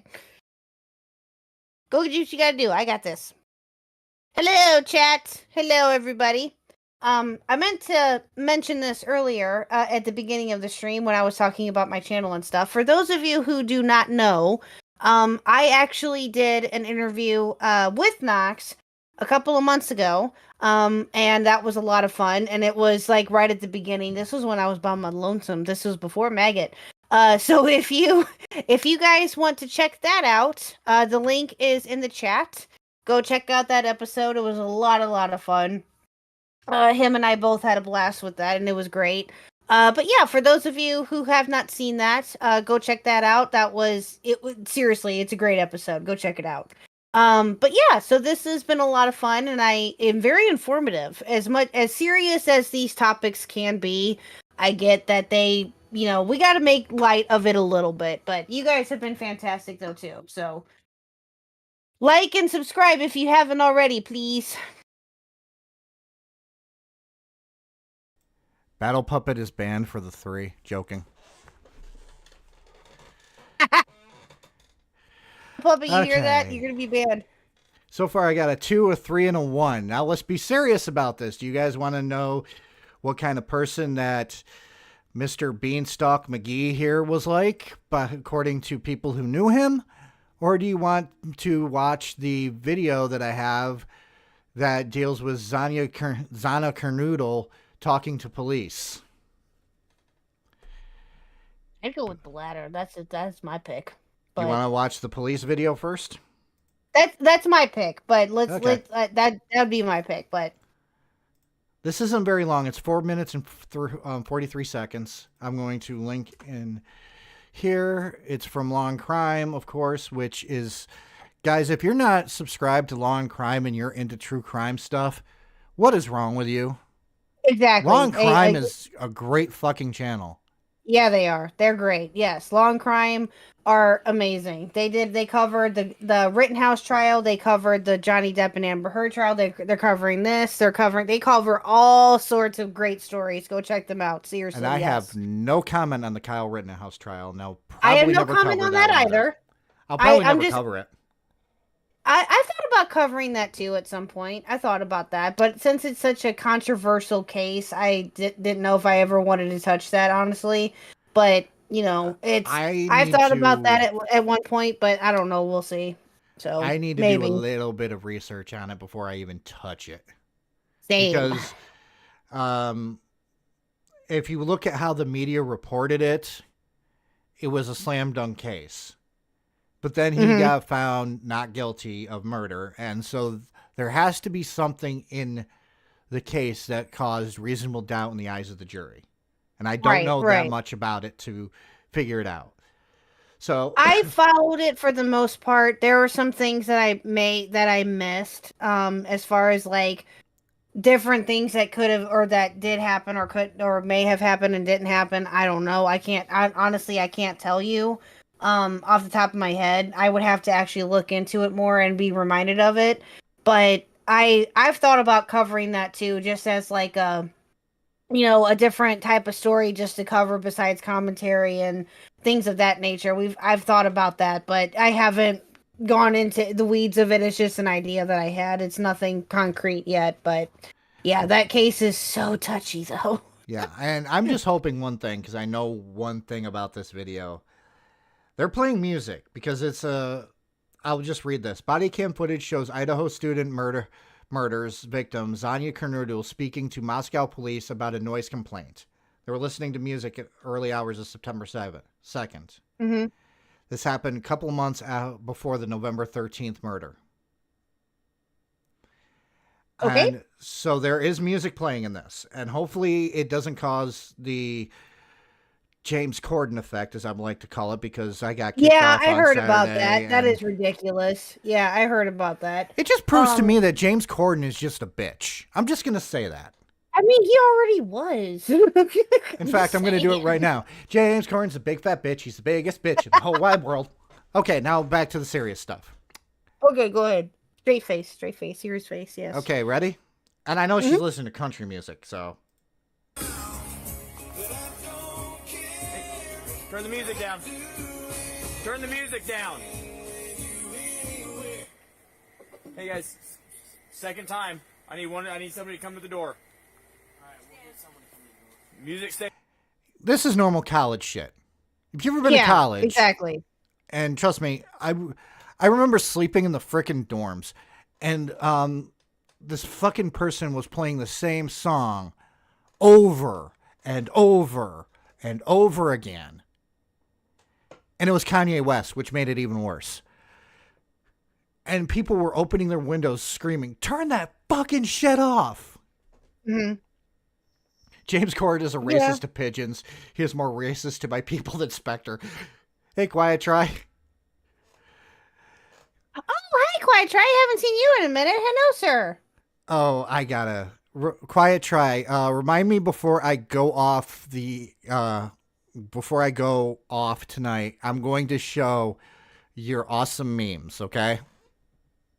Oh, yes, please. I would love to see him. So now this is typical college shit where basically noise complaint. So police are probably like, okay. Days off. Party's over. Yes, sir.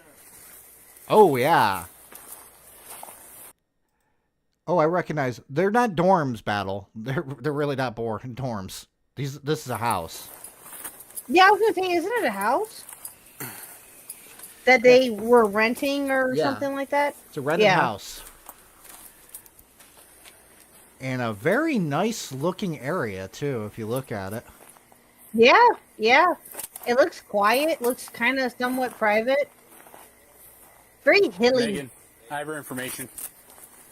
I have her cell phone From the number looks too. of it, anyway. Yeah, I would so live in this area. I wouldn't mind Hello, it. miss. What's your name? And this is Xana, do you okay, live here? Xana. I was saying it Did right. Megan talk to you earlier?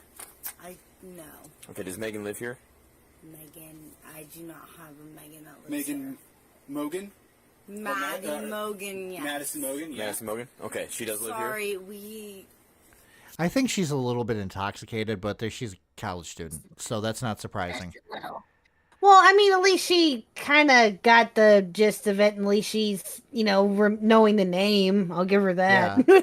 She's just I mean- also she also kind of looks like either they just said there was a party, so I'm assuming there's going to be some drinking. Oh well, yeah, yeah, of course, yes. I mean, what's a college party without some drinking? I'm just saying. Now, I've never been to college. I briefly went to community college, and I didn't stay anywhere because I was too old. I was a little older when I went, but I never went to actual college, so I never got to experience that. But yeah, I know stories and have heard stories of other people going to stay in college and staying in the dorms or in a house or whatever and getting trashed almost every single weekend. Yeah. No lie, I went to SUNY Oswego. I don't live in the area of Oswego anymore, so I freely will admit I went to SUNY Oswego. Mm-hmm. That campus is off of Lake Ontario, right on the shore of Lake Ontario. The dorm I was staying in, which was Cayuga Hall, was right on the shoreline. Ooh. Literally from, if I was lucky, when it comes to the dorms, if I was lucky, I could literally look out at the freaking lake. But I got unlucky and I ended up in a different dorm. But Right. what students would do, and became a problem to where when I was there, the campus security constantly broke up parties. People would go down on the beach and have bonfires and drink, smoke weed, just try to have a fun fucking time. Yeah. One time I did go to one of these bonfires. There was no drinking. There was no drugs. It was just a bunch of people that just wanted to have a fucking bonfire and were handing out Sprites. Hey, you know what? That can still be fun. Good on that. And I asked, and I said, "What? You guys are not drinking?" Because I was the only person of age. And they said, "Why be like everyone else? It's better to stand out." I became friends with them. Yeah, absolutely. That's awesome. I mean, hey, that can still be fun. I know of plenty of times I've gotten together, not just with my friends, but with other people, and we've been completely sober the entire time. No drugs, no alcohol, no nothing. I don't do drugs anyway, but no drugs, no alcohol, no one partaking any substance, and we had a ball. It's possible to do. It is possible to do. Guys, put it this way, and here's the thing. I've been sober for 5 years now, and last time I smoked weed was earlier this year, and I only smoke weed when I actually am in severe pain. But I maintain my sobriety because I know what I'm like when I'm drunk. I actually have a picture of me hugging my wife while I'm drunk, and you can literally tell I'm drunk. Yeah. And when you know your limitations, again, there are plenty of people that know that when their limitations are when it comes to either drinking or taking any type of drug, whether it be weed or whatever it may be. You have to know your limitations with it. You know what I mean? Like you can't go overboard or try your best to not go overboard. Easier said than done in some cases. I get that. But yeah, no, I agree. The funniest thing, Battle, is most of the parties that I went to were D&D parties, and I never played D&D. I just sat and watched people playing D&D. You never played D&D? What are you? No, there's a reason why I can't do math to save my life, and there's a lot of math in fucking D&D. Oh yeah, that's true. That is very, very at the true. club. She's 21. I'm just going to bed. I have a couple friends over, but this is my ID. Have you talked to Maddie tonight? Yes, I have. Oh. She's at the corner club. Okay. Did she tell you anything about anything that happened earlier or anything like that? Honestly, not really. I've just been here. She is drunk. Past hour. Okay. Oh yeah. Trying to go to bed. She's slurring her words. Yeah, I'm not 21. Okay. My roommates are 20. and she just admitted she's not 21. I'm just going to say this. My opinion when it comes to underage drinking is this. If you're with responsible adults, I don't see a problem with it. Mm-hmm. I don't. No, I don't either. No, as long as you're of, like, okay, I will admit, when I was 17, 18, and like end of junior year, beginning of senior year of high school, I will admit that there was a mom who I will not name, that we went, a mom and a dad, a parent's house of a friend of mine who I will also not name, that we went to their house quite a bit on the weekends, and they would let us drink. Yeah. But you know what they also did? They took our keys. You want to hear the funniest one that my sister can probably corroborate? I can't remember if she was there, but I know she knows the story.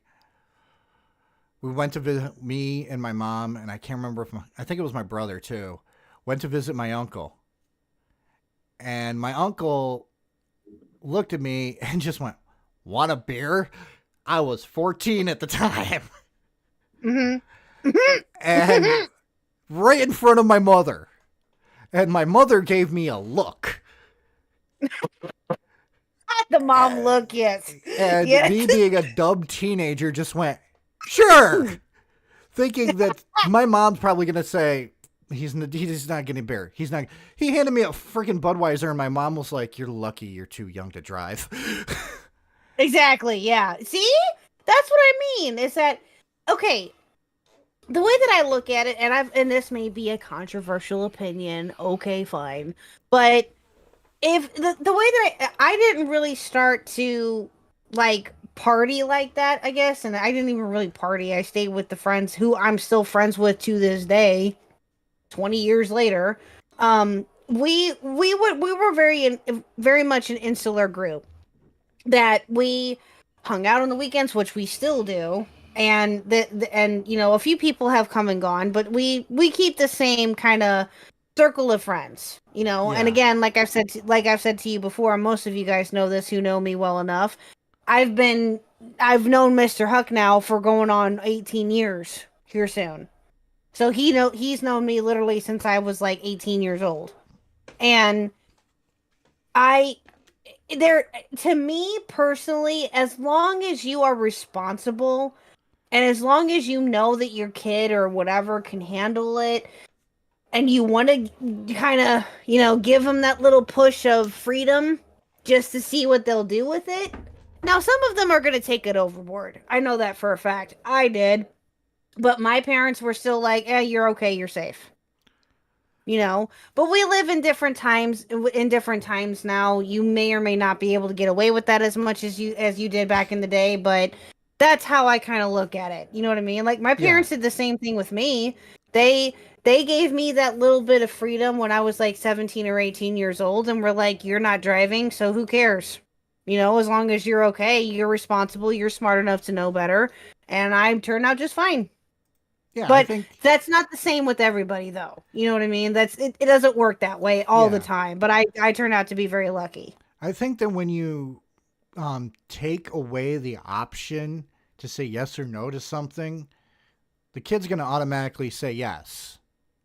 Right. So the best thing to do is to supervise it. And I'm not saying that with everything. I don't want you guys to like go give your kids meth or something. But drinking, if it's done in a responsible way, I have no problem with. But let's get back to this because this is kind of interesting the way she's talking. I just came to go to bed. We're not here to talk about the alcohol stuff, okay? Okay, yeah. But this is the second noise complaint we've had here tonight within 2 hours. I'm sorry okay? about that. So this time it was the blonde gal and the guy on the back porch. Oh, she's being very freaking polite to the police, by the way. Yeah, very. Mm-hmm. She admitted that she was underage, and they're like, we don't care about the underage drinking thing, which makes the cop a little bit cool. Because I don't know the laws about underage drinking in Idaho. Indiana. I know in New York, they're just like... Oh, Idaho, excuse me. Sorry. Yeah, Indiana was here. Yeah, it's my sister. Yep, I was there, LOL. Well, see, there you go. Well, I don't know about that either. I just know about like I don't, and honestly, quite frankly with you, I haven't looked it up in quite a while. I don't know how Missouri laws are here either because I'm in Missouri, as I pointed out earlier, kind of. I don't know what the laws are now. I kind of knew what they were before, but not really. So they may have changed since then. I truthfully don't know. But I mean, again, like I said, we live at a different time now, sadly, to a certain degree when it comes Yeah. to that kind of stuff. So it just depends on how you want to look at it. But the way that I look at it is this: as long as you're happy and healthy, who cares? Yeah. That's all I'll say. And right now we're going, by the way, I know people are probably like, can you guys get onto the Brad Kober? We're having a moment of zen before We're we get having a into the discussion. creepy shit. Max and I are friends, okay? We're having a friend discussion. Sorry. Yes. Playing music, okay? So, I sincerely apologize about that. Okay. I'm just going to bed. okay. So, just so you understand, you could be getting a misdemeanor citation. She for could this, too, but which means you have to go in front of a judge and explain why you couldn't keep the people in your house quiet. Okay. Okay? We've already talked to Maddie once and told her the same thing. Okay? The only reason she's not getting a ticket is because she's not standing here in front of me. But I'm telling you right now, if we have to come back, you're getting a ticket. Okay. So I'm that's kind of fair. That is To be very honest. fair.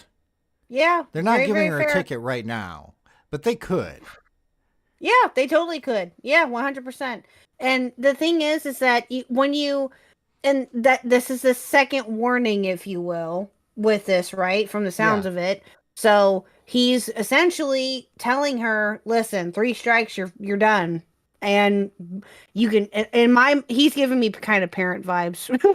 You know what I mean? Yeah, But- he's giving me if you do this again, you're grounded. Yes, exactly. Yes, that's exactly what he's giving me. Again, I don't know if he is or not, but again, that's just what he's giving me, and that's what I think. But yeah, it's like the 3 strikes you're out kind of mentality, and that's what he's trying to imply to her.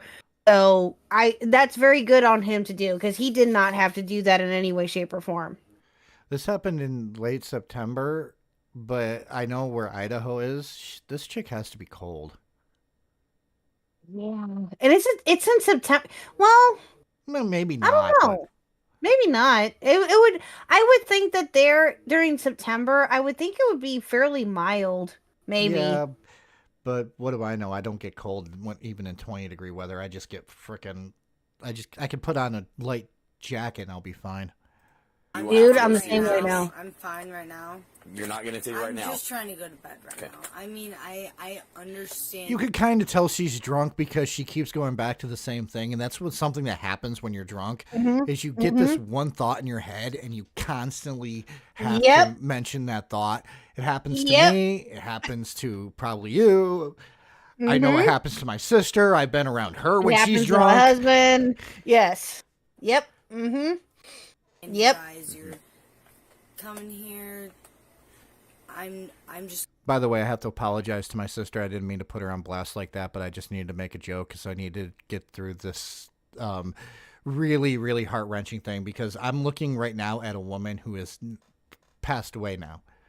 I know, And right? Oh, so It's sad. It's sad because right now It's so she's talking to police in a respectable manner, even when she's drunk, and they're being respectful to her. Yeah. So I feel fucking so terrible for her family. I do too. 'Cause they- It's so sad. Because they obviously raised a really, really good kid. Because she's acting like a professional when it comes to this. She's being very polite. Mm-hmm. Okay. Well, understand that you're responsible for the residents. So whoever else is here, if they have a safe way to get home, you need to kick them out. Or tell them to come inside and be quiet. Okay. Because the houses that are on this hill all the way around here, we can hear you from clear down the road when we were coming up here. We can hear. You could even hear that they were listening to country music, which that is not party music. I'm sorry. No, it's not. No, they were either drinking or smoking, whatever. They were just hanging out and chilling. They were not partying. Well, they could have been, but not based upon that song. No, not Yeah. from the sounds of it. No, they were just having a hootenanny. Yeah, exactly. I'm so sorry. We're past the point of having polite conversations, okay? I'm Because so neighbors are being sorry. kept up. Okay. I'm sorry. It's just like Is See, the, it says the blonde gal and the guy? it says 04040, which means this happened roughly at 12:40 a.m. I think, right? Yeah, 12:40 a.m. Are they roommates too? I'm sorry. What? The blonde gal and the guy that's upstairs, are they roommates too? None of my roommates are home. I'm Oh, okay. the only one home. These are all my friends. Okay. So do you understand 100% I understand. what's going to I'm just happen? going to tell everyone, get the sorry. Okay, fine. Or figure it out. Oh, she said that word. Oh well. People swear. She Who cares? cursed. That is not very Christian of her. And I'm not That saying is not you a gotta tell Christian. everybody Yeah, that- that's not the. What does Haley say? I'm trying to think. That is not. Yeah, exactly. That is not very Christian of her. Exactly. That is not very believe, Christian but I'm mingle of telling you, her. any outside music, any loud Cage yelling the Elephant needs to is be done. party music. Okay. I don't We're know not- Cage the next time Elephant. you're getting a ticket. Okay. Okay? And if you get a misdemeanor citation, the university is not going to take kindly to it. Yeah. No, they Not only won't. do you have to go see a Understand judge, that I've never had to deal You with might this. actually have a. and we don't want to start now. I don't Hearing, ever remember I having guess. I come can't here, remember so what I they're understand called. you guys are having to get together, but people have a way of Yes. taking the invitation and using it as an excuse to get out of control and be Taking loud. Advantage. Yes, Exactly. I understand. Okay. I'm so sorry. It's okay. I just hope for your sake that your friends don't put you in a position where you get the citation and you have to go to court to defend yourself Yes. from your friend's behavior. Make sense? Okay. Thank you so Okay. much. You want to get a good phone number for her? And just remember, the Dean of Students office probably will be contacting you about this as well. I don't think she got Yep. that much trouble. I wouldn't think so either. But you know, you never. Was that ever found out that if they did or not? No, I don't know, but this is proof that this chick was very respectful. Mm-hmm. Yeah. And unfortunately, she was killed by this guy who, that's a creepy freaking picture of him. That is so weird. Oh, that's so. Oh, Pidgey. Did you see Pidgey's comment by any chance? No. Ma'am, that's not very Odinist of you. You know No. what? No, it wasn't. God damn it, Pidgey. But yeah, no, that's. Thank you, Pidgey. Needed that. Yeah, that's. Oh God, he's so creepy. Looks so weird. Idaho murders 5 people who knew the accused killer, Brian Kohberger. I wanted to look at this really quickly because it is a good idea to try to understand the motives and why somebody did something. And when it comes to Brian Kohberger, I don't know very much about him. I really didn't know. Well, I still Hey, actually Otendo. don't know very much about him either. We have an otter.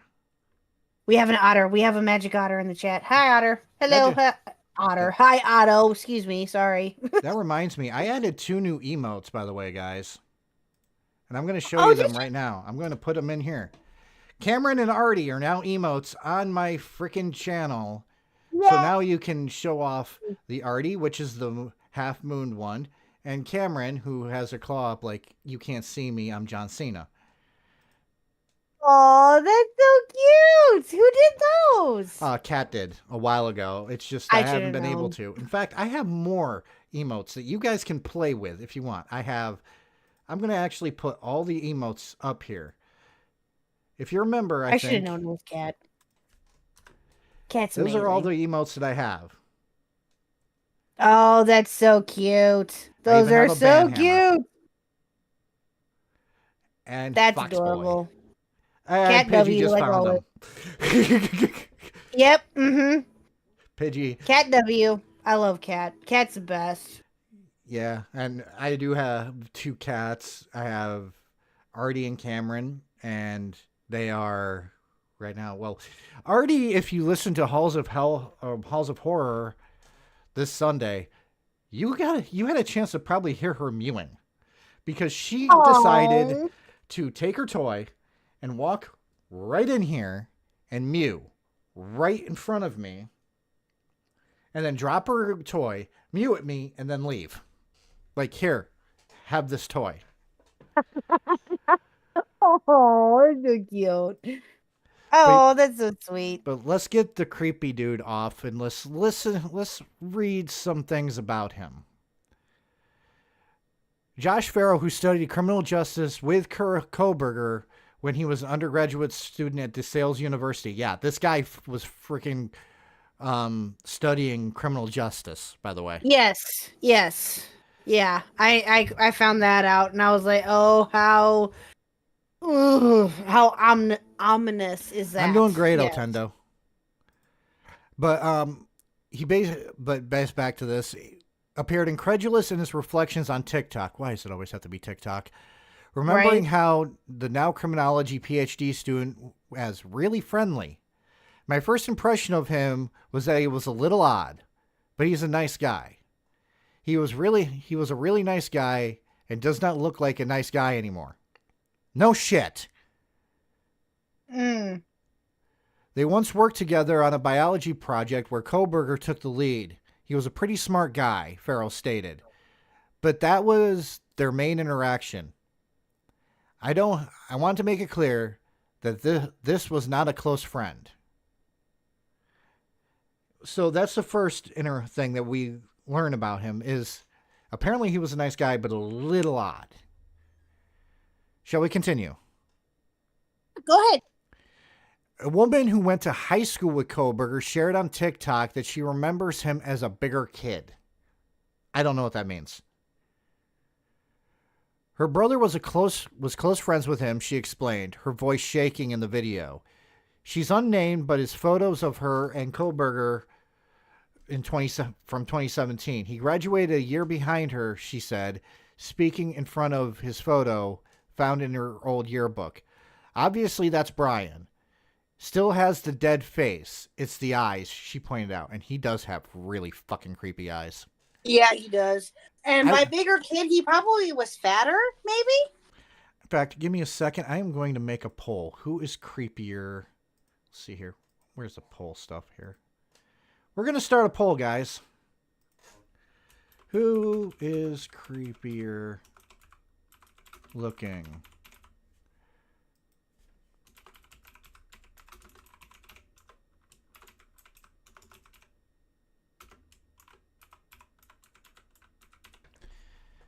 Okay, give me I want the insight of my audience. Who do you think is creepier looking? Richard Allen or Brian Kohberger? Please give me some justifications for your answers. That's tough. That's really tough. Another account, and here comes this one next account. I know because I read this. Is disturbing. This comes from Haley Willett. Mm-hmm. They went on a date in 2015. They went to the movies, and he was very polite and nice, according to her. However, once he drove her back to her dorm, he completely changed gears and became pushy about coming in. She claimed that he wouldn't leave until she pretended to throw up. Later on in the night, Willett said that Kohberger messaged her that she had good birthing hips. I'm sorry. What? Yeah, that's a bit weird. No. Big can of nope. Big can of nope. That's a nope-a-lope. Nope. Mm-mm. That's that's a red flag. Red flag. 100%. Yeah. I'm just gonna say this. The first thing I ever said to my wife was not, "Wow, you have good birthing hips." It was, "Are you cold?" Because it was 45 degrees outside and she was wearing shorts. My Mr. Huck has never, ever once said that to me. Ever has ever said that to me. Yeah. No. One of them. No guy, even before Mr. Huck, no guy has ever said that to me. I'm just saying. That's no. Ugh. That sounds like incel energy to me. It is. Thank you. I was trying to think of the word for it. No, it is 100% incel energy. Yes, agreed. That is such fucking. I gotta read Ollie's when it comes to the cat thing. Human, I have a trophy. Notice me. I mean, she's not wrong. No, she's not. Thank you, Ollie. One of the more eerie accounts came from one of Kohberger's neighbors who told CBS News that a few days after the murders, when very little information was available, Kohberger allegedly asked if they heard the news about what happened. The neighbor claimed, he said, "Yeah, it seems like they have no leads. Seems like a crime of passion." Sounds like somebody really wanted to be seen or wanted this to be known that it was him. Yep, I agree. And it kind of gives me some vibes. Oh, thank you for... Okay, welcome to Detective. Thank you for becoming a member. You're welcome. I thought I already was, but then I saw that I wasn't. I'm like, I need to fix that. There you go. Too bad freaking... I don't think I have it set up for Nicole to read out the membership things. I could be wrong. Nicole. Oh, Nicole's your my TTS? yeah. Oh, yes. You know, I need to get TTS set up for me. I need to figure that out. You might need to help me with that. I can't even remember how I did it. I'm sorry. I'm trying to think of how I did it. No, that's okay. I remember when I first set up my channel I had an option to, but I can't remember where I flipping found it. So I'll have to do some more digging. But anyway, continue. I'm sorry. Really quickly, I have to say this. My wife just tiptoed past the doorway and then just looked at me like, "Don't mind me," and kept walking. I'm like, okay. Anyways, back to what we were doing. One of the two interesting accounts came from two current classmates of Kohberger, who is a PhD student in criminology at Washington State University. That scares me that he was a criminology student. Yeah, that did to me too when I first heard that. I was like, that's a no. That's a no for me, dog. No. Ben Roberts, a criminal justice graduate student, told the Idaho Statesman that Kohberger seemed gregarious and outgoing. He was making the rounds, Roberts continued. He definitely seemed a little more eager than some of the others that were present to go around and introduce himself. And now I'm getting freaking Andrew Cunanan vibes from him. Andrew Cunanan killed Gianni Versace. I covered it in Halls of Horror. Oh, yes. Okay, I was like, wait a minute, that name sounds familiar. Yes, okay. I feel you now. Okay, yes. Yeah. Mm-hmm. Another classmate who chose to remain anonymous, no, I would too, by the way, I would too. told the Statesman that Kohberger only talked about his interest in forensic psychology. Mm-hmm. He was an incredibly strong student and then talked during class every time. He sat front and center and was not hiding or talking back in the back or tucking. I don't want to read the tucking back in the back. Okay. He wanted to be front and center. Interesting. Yeah. Oh, tucking back in the back. Yeah. Okay. I see. Yeah. Mm-hmm. But this engaged student became completely silent when it came to discussing the Idaho murders. Don't be surprised if these classmates end up testifying against Bryan Kohberger in a larger trial, Weber said. And don't also be surprised as time goes on if more people come forward to discuss their interactions with Bryan Kohberger as well. This guy seems kind of like he just really wanted attention. He wanted to be known for something, and he chose to do this. Yeah. He's from... Sorry, go ahead. No, go ahead. It's my show. I say go ahead, you go ahead. No, it's your show. You go ahead. I was going to say, this guy also comes from Pennsylvania. Oh, does he? Yeah. Oh. Pocono Mountains, to be exact. Oh, that I didn't know. Or maybe I heard that and I just didn't remember. But no, that's the thing though, right? Is that with most of these, and you've covered this. How long have you been doing this now, Knox? Covering like criminals and stuff like that. About yeah, you've been doing. Yeah, couple years. Yeah, you've been doing this for about 2 years, right? Which, again, with this being your consistent way of making content and things like that, and when you research these criminals and you do these kind of stories and this content, which of course we love, and that's what you're known for. How many times would you say, off the top of your head, that you've heard stories like that before, where the murderer or the criminal was wanting to just get attention? How many times? A lot. I've covered, like, off the top of my head, Randy Stair. Mm-hmm. Constantly wanted attention. He also was a very depressed kid who, for some reason, thought he didn't need medication. You see it a lot. Yeah. Yeah, you do. It's really sad. And, another, not to make this into a plug, but it is kind of a plug. On our stream that you did on my channel, when we covered Daddy 05. Yeah, he definitely when likes we attention. watched your Daddy 05 video, that's a sign of attention, of wanting attention in some type of way. He didn't murder anybody, but he was still a criminal. No, he beat the crap out of his kid. Or not beat Exactly. the crap, but treated his kid like shit. Yeah, exactly. It always leads in some way, shape, or form.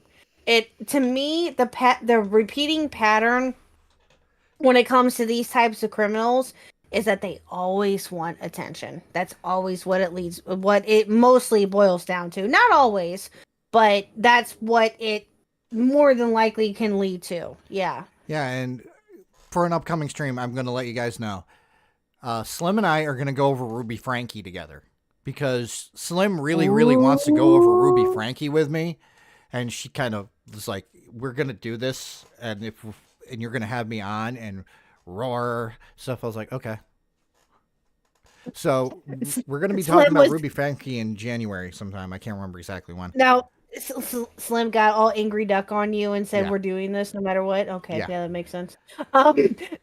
No, that is an I did that on a stream too, a couple months ago, like right when the story broke. Whoo, that story is all sorts of screwed up. Yep. I remember covering that too for a bit. But but I do want to make a really quick observation. Because if you know the Andrew Cunanan story, because I did cover it for Halls of Horror with Madam Hellfire, who's an awesome person. I have to point this out. The first line in this is similar to Andrew Cunanan. Brian Koberger flew under the radar most of his life. Andrew Cunanan did too. Yep. And yeah, I've noticed that too as well. That they fly under the radar most of, for the beginning few parts, they just sit and wait. They just sit and wait for that opportune moment. They contemplate it. Dude, I'm telling you, and you probably know this more than anybody, and probably not probably, you do know this better than I do, that when it comes to, criminals like that, again, they're smarter than what people realize sometimes. Yeah. When it comes to how they think and how they process shit like this, like it's amazing and it's mind-boggling. It's amazing and it's mind-boggling how these criminals' minds work and operate when it comes to things like that and the crimes that they commit, or the crimes that or not necessarily crimes, but the stuff that they committed before getting caught. You know what I mean? Like, what's an example? I have a good example. Okay, go ahead. Gary Ridgway, the Green River Killer. He is said to have had a really low IQ, but he got away with serial murders up until roughly, I think, 2004 or 2002, 2004, when he was finally found guilty. Proving that he fucking was pretty smart for somebody who was supposed to be dumb. Yeah, exactly. Yeah. And that's, well, the other one that comes to mind for me is the BTK killer. Yep. Dennis Rader. Yeah. Yeah. That is the one that well, of course, there's plenty of others, like what you just said. And but that's the first one that came to my mind for me. There's plenty of others out there. The co-ed killer who fucking giant man, but everyone thought he was an idiot. It's just, you just never know. When it comes to things like this and you hear about it and you're just like, holy shit, like how did, but then again, you gotta admit, in some cases, and you hate to admit this though too, at the same time, these criminals are smarter than what we give them credit for. Now again, there are some very, very dumb criminals out there, as we well Yes, know, I and know. as you've covered, and you've covered them plenty of times. I work But- at Sizzlers. Exactly. And but it's just, Pidgey knows what like, I'm talking about. I work at Sizzlers. Sorry. Daryl Brooks is, to me, an example of someone who was a dumb criminal. That's, Yeah, he again, is. there's, again, plenty of others out there that are dumb criminals too, but that's the first one that came to mind. And it's, yeah, this is, oh boy, all of this, I love true crime. I just love it. I love it all. I do. Yeah. I need to get back into it. Well, we're going to really quickly wrap this up with some things about, and I finally got Pidgey to laugh, with just looking at this really quickly. Because there's some points of this article I wanted to discuss, and I wanted opinions on it. Okay. So the first thing is he flew under the radar most of his life. That's a common thing with a lot of murderers. You never really think that somebody's going to kill somebody. That's why, Exactly. honestly, we should all just become hermits. I'm joking, by the way. Well, I mean, you're not wrong partially. He I'm grew a up hermit. I would fully admit it. growing up in the rural Pocono Mountains of Pennsylvania and attending college at Lehigh Valley region, the 28-year-old DeSales University grad is often described as an awkward regular Joe with a dead stare. That is freaking accurate. This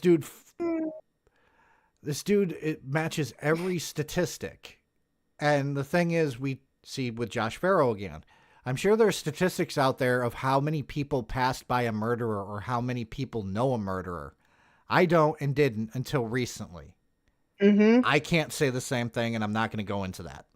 I'm just saying. I can't say the same. Well, I personally, no. I have never, that I can remember, I have never known a murderer. I've known plenty of criminals who have done other things, heinous things too, but I've never known an actual murderer. Again, off the top of my head.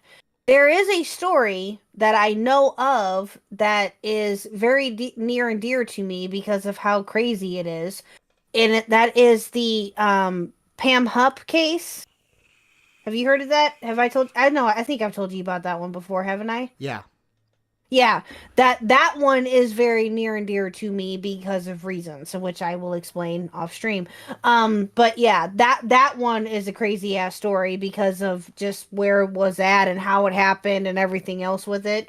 Yeah, that's the closest thing that I can think of, again, off the top of my head, as far as, like, not necessarily knowing a murderer, but just following it so closely to where I felt like I did kind of get to know her a little bit and how kind of her brain worked a little, but not really. Just from how everything played out, that's how I really got to be involved with her, I guess. This is the other thing I wanted to show really quickly. This is his yearbook photos. Do you notice one thing that's common with all three? Yep.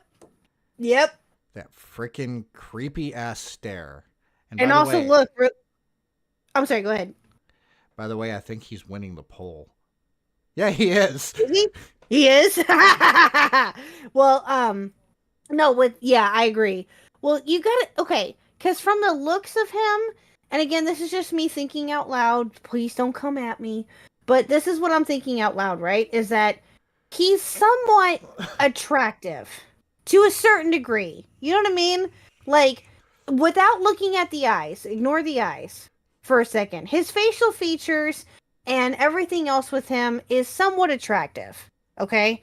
But the eyes are a dead giveaway as to something sinister and something evil.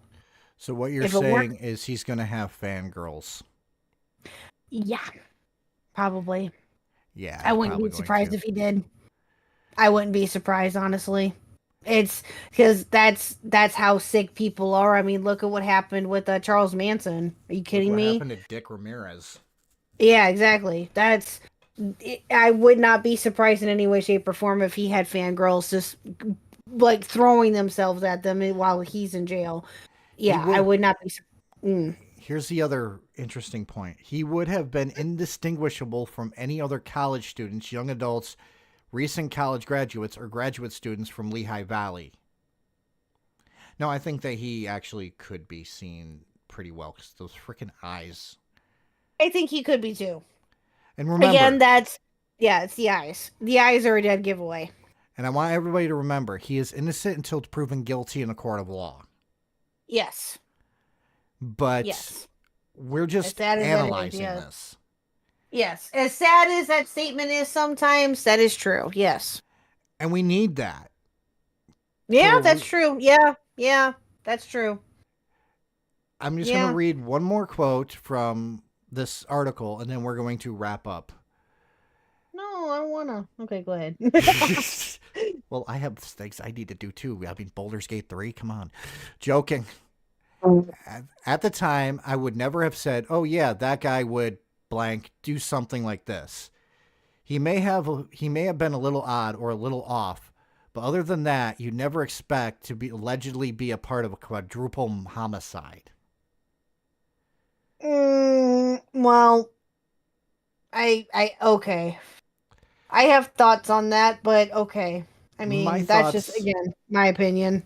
My thoughts are that is what a killers are like. You can look at, for instance, Eric Harris and Dylan Klebold. If they hadn't been a part of a shooting that apparently, if you mention on YouTube, will get you demonetized faster than a nude chick on Twitch. He was considered quiet. Both of them were considered quiet, goofy, and all this other stuff. Look at every killer you can think of. Ted Bundy, for example, is a good example. Mm-hmm. Worked for a suicide hotline. Yeah. Mm-hmm. Was in college for criminal justice. Seemed like a charming young man. And let's face it, charming young men sometimes are not charming. Very, very true. Well, did you ever see, I'm sure that you probably did. Did you ever see the Netflix special that they did with him with Zac Efron being Ted Bundy? Did you ever see that? No, because I don't have Netflix.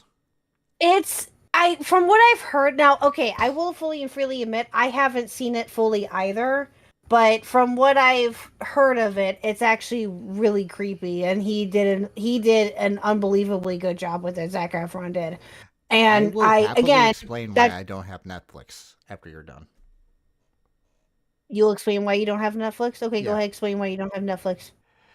Because I refuse to be to support a streaming service that Cuties is on. Yes, that's a very, very good point. Yeah, okay. I understand. Okay. Say no more. Say no more. I get it. Fucking pigeons. I get it. Knox, titties are now art. I can now use titties as tax write-off like Jackson Pollock used to pay sneezes as a tax write-off. Oh, God. I will give my opinion on that on Saturday. This is the true crime stream. We don't talk about stuff like that on the true crime stream. But, oh yeah, I forgot. Quiet Try didn't remind me.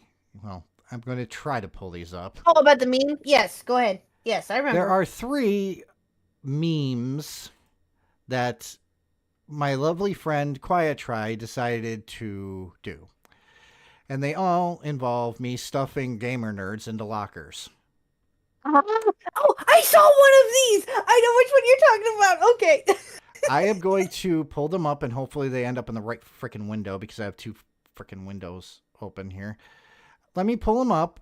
You entertain for a really quick second while I do that. Okay. And I want to apologize Jack. to my buddy Spectre because one of them involves him.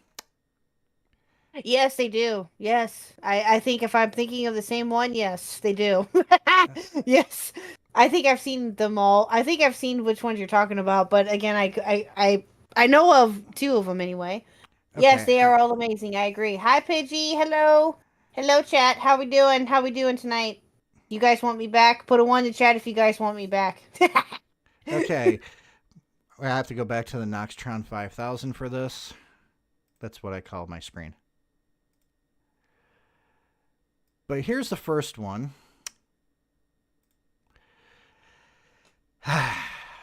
This is the original. Minxie did a stream about Reforged Gaming, and I said, this dude looks like somebody that got stuffed in lockers when he was in high school. And then he said something, and I can't remember what exactly he said. And then I was like, you know what? I want to stuff him in a locker. And Quiet Try did this. And it would meme of the stream. So I was like, that's freaking awesome. Then came this one. Where it's because I threatened to give Spectre an atomic wedgie. Realize. When you not threaten to give Spectre an atomic wedgie? I'm just I should do it on stream one time. Just be like, you're an idiot. You should. Yes, I've seen this one. Yes, this one. Well, there is a new one. Oh, that's hilarious. I love it. I love it. Being Quiet Try throwing the I think it's X-Vault Gaming in a locker. Yeah, oh my god, that dude. Oh, I that guy. have to say the awesomeness of this is the koala face with the beard. This one I have not seen. Oh my goodness. Okay. Quiet Try, you're evil. This one I have not seen. Screw Doyle Knox rules. This I have not seen. You guys are mean. Leave Spectre alone. Have you noticed that it's all gamer YouTubers that I'm throwing in lockers? Oh, that's hilarious. That's funny. Well, I mean, Knox, come on now. You take no BS. So I take some BS, not a lot. some, but I mean, yeah, some, but I've known you long enough to know how much you do take and how much you don't. Oh, that's too funny. But no, to me, it's like this. If you say something that pisses me off, I don't hold back.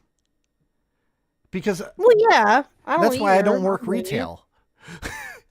Because somebody says something, because back in the day when I was a kid, I had a summer job working in a grocery store. And I'm stocking aisles, and there's this whole entire aisle just full of milk products, right? And I'm standing right next to the milk products. This woman asked me where the milk was. So I turned around and I said, they're right there, right in front of her. She said, well, I don't see them. I'm like, which kind of milk are you looking for? And she went, milk. Right there. And she said, can I see your supervisor? So I flipped her off and went to the back. So, yeah. And here's the thing. Don't blame me there. The Spectre one just made me laugh only because I was like, holy shit. I would literally give him an atomic wedgie. You totally would. Yes, you totally would. I've known you long enough and I've talked to you long enough to know that that is something that you would totally do. Yes. But again, you know what? Here's the thing. As much trouble as Spectre gets, I gotta say, he has such a backbone and, you know, again, I know we give him a lot of trouble, but I don't mean this in any way, shape, or form to sound condescending because I'm not trying to. But Spectre has probably one of the strongest backbones that I have seen in quite a while, and I got to give him credit where credit is due. The weird thing though is, I literally have been DM'd by a couple of people that I should keep having Spectre on streams. You should keep having Spectre on? Yeah, people have been like, please have him back on sooner or later. I'm like, well, okay. yeah, he's awesome. I mean, why not? I'll work with Spectre. He's one of the few people that I trust to be on a Wednesday stream and a Saturday stream. Unfortunately, Pidgey, I have to say, you're too funny to be on a Wednesday stream where we're trying to be serious. I don't need you saying something that will get me kicked off of frickin' YouTube. I mean, I love you, Pidgey. Yeah, we love our Pidgey, but I mean, I can't say I blame you. He's a Saturday dude. Pidgey is savage, and that's what we love him for. Savage. But no, I hope to, and I just want to say this real quick, Knox. This has been, despite the fact of the topics at hand, I'm not trying to end it or anything, but by saying this, but I just want to say that I am so cool. I am so happy and somewhat honored to come on here tonight. You have made this so much fun. And I know that the topics were not as fun as what they probably could be, but this was still a lot of fun. Getting to talk with you, because I haven't talked to you in forever, getting to actually talk with you and actually interact with you on your own channel. Like, look what you're doing here. This is amazing. Yeah. And I'm so proud of you. I'm so happy.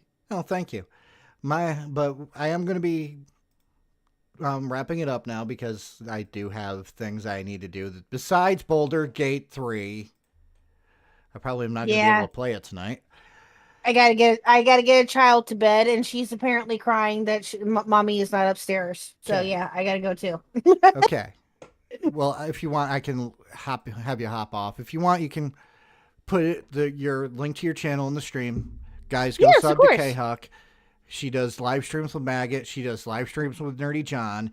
I need to get Nerdy John on here sometime when he's not freaking busy and ignoring my DMs, even though I haven't DM'd him. I know. He's just so crazy busy with stuff. I have not been able to be on a morning stream of his in quite a while. The last one that I was on Sunday, when we were going over the completionist stuff. Yeah. And it was that was a lot of fun. Don't get me wrong, but I felt really bad that I couldn't be on a stream of his for quite a while because I have an IRL job, as some of you probably know, and I felt really, really bad. But I was so happy to be on a stream of his. But yes, go check out the channel. The channel is here for those of you who haven't already. Maggot and I are quite a duo. So we do a lot of different interviews and stuff. Like I said earlier in the stream. Tomorrow and Friday we're both going to be we're both going to be live streaming, tomorrow night we have Gospel of the Lamp. That'll be a great conversation. And then Friday, for those of you who are interested, and I know that they're a bit controversial, but I got to tell you, these ladies have been very, very nice to me, are Leia Something, Jessica Pizzle, and Liana Taylor. They will be on Friday. As far as any other streams go, we're not quite sure yet as far as next week. But we'll be on the lookout for that. I'll be on the lookout for that too. And also, I did post it earlier in the chat. Check out the episode that Knox and I did on my channel when I was all by my lonesome. This is when I was doing everything solo, which is kind of strange to think about. Go check that out too. That episode was a lot of fun. Pidgey got made fun of. Spectre got made fun of. It was great fun. Okay. We went over Daddy 05. That was a great conversation too. So go check that out too as well. But guys, I gotta head out. Knox, thank you for being such a gracious host. I do appreciate you so much. You're a great dude. And I'm so happy that you're live streaming. I'm so proud of you. And this is great. This is awesome. And thank you so much. I hope to be on again soon. Your chat wants me back. I'm just saying. Just putting that out there. So we'll talk. We'll talk later about when. Like I said, Darrell Burks is probably going to be the best one to do. Yes, I want to be on that. I want to be on there for that one. Yes. By the way, I'm going to be mocking the fuck out of Darrell Burks on that. Well, I would be too. I don't blame you. But yeah, I will be right there with you. Anyway, but yeah, you guys have a wonderful, wonderful night. Thank you again, Knox, for having me on. I greatly appreciate you. You're a gracious host. Mwah! And I will talk to you again soon, sir. Peace. Thank you. Okay, here's what's coming up on my channel. Just realize every Wednesday and Saturday, 7:30 p.m., I am live streaming. It is set in stone. I am not changing that. I want enough time for everyone in my audience to go hang out with the people that they love to watch and stuff, while at the same time coming to visit with me when they can. So this is the streams you got to look forward to for the rest of December. Saturday, Winter is Coming with Ray. Ray and I are going to be talking about World of Warcraft. We're going to be talking about Asmongold. I'm going to get her thoughts about Asmongold because she really loves or I don't know if she loves Asmongold, but she knows who Asmongold is. We're going to discuss our relationship as friends of nearly 20 years. On Wednesday, going over the Noah Betts live cam footage from Code Blue Cam. Every one of them. 4 of them. Then we're going to do our Christmas stream, which is going to be mostly gaming and Christmas fails. Then on the Wednesday before New Year's, I'm going to be discussing swatting. Then a day before New Year's, I'm going to be doing a charity stream.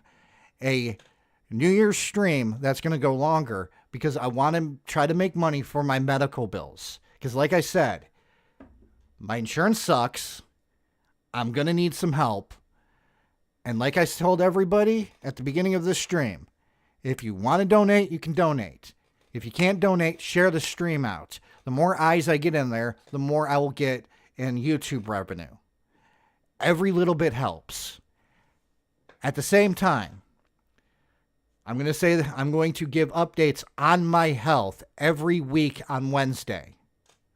So, with that, thank you for joining me and K-Huck on this journey with 2 true crime cases, and I'll see you on Saturday.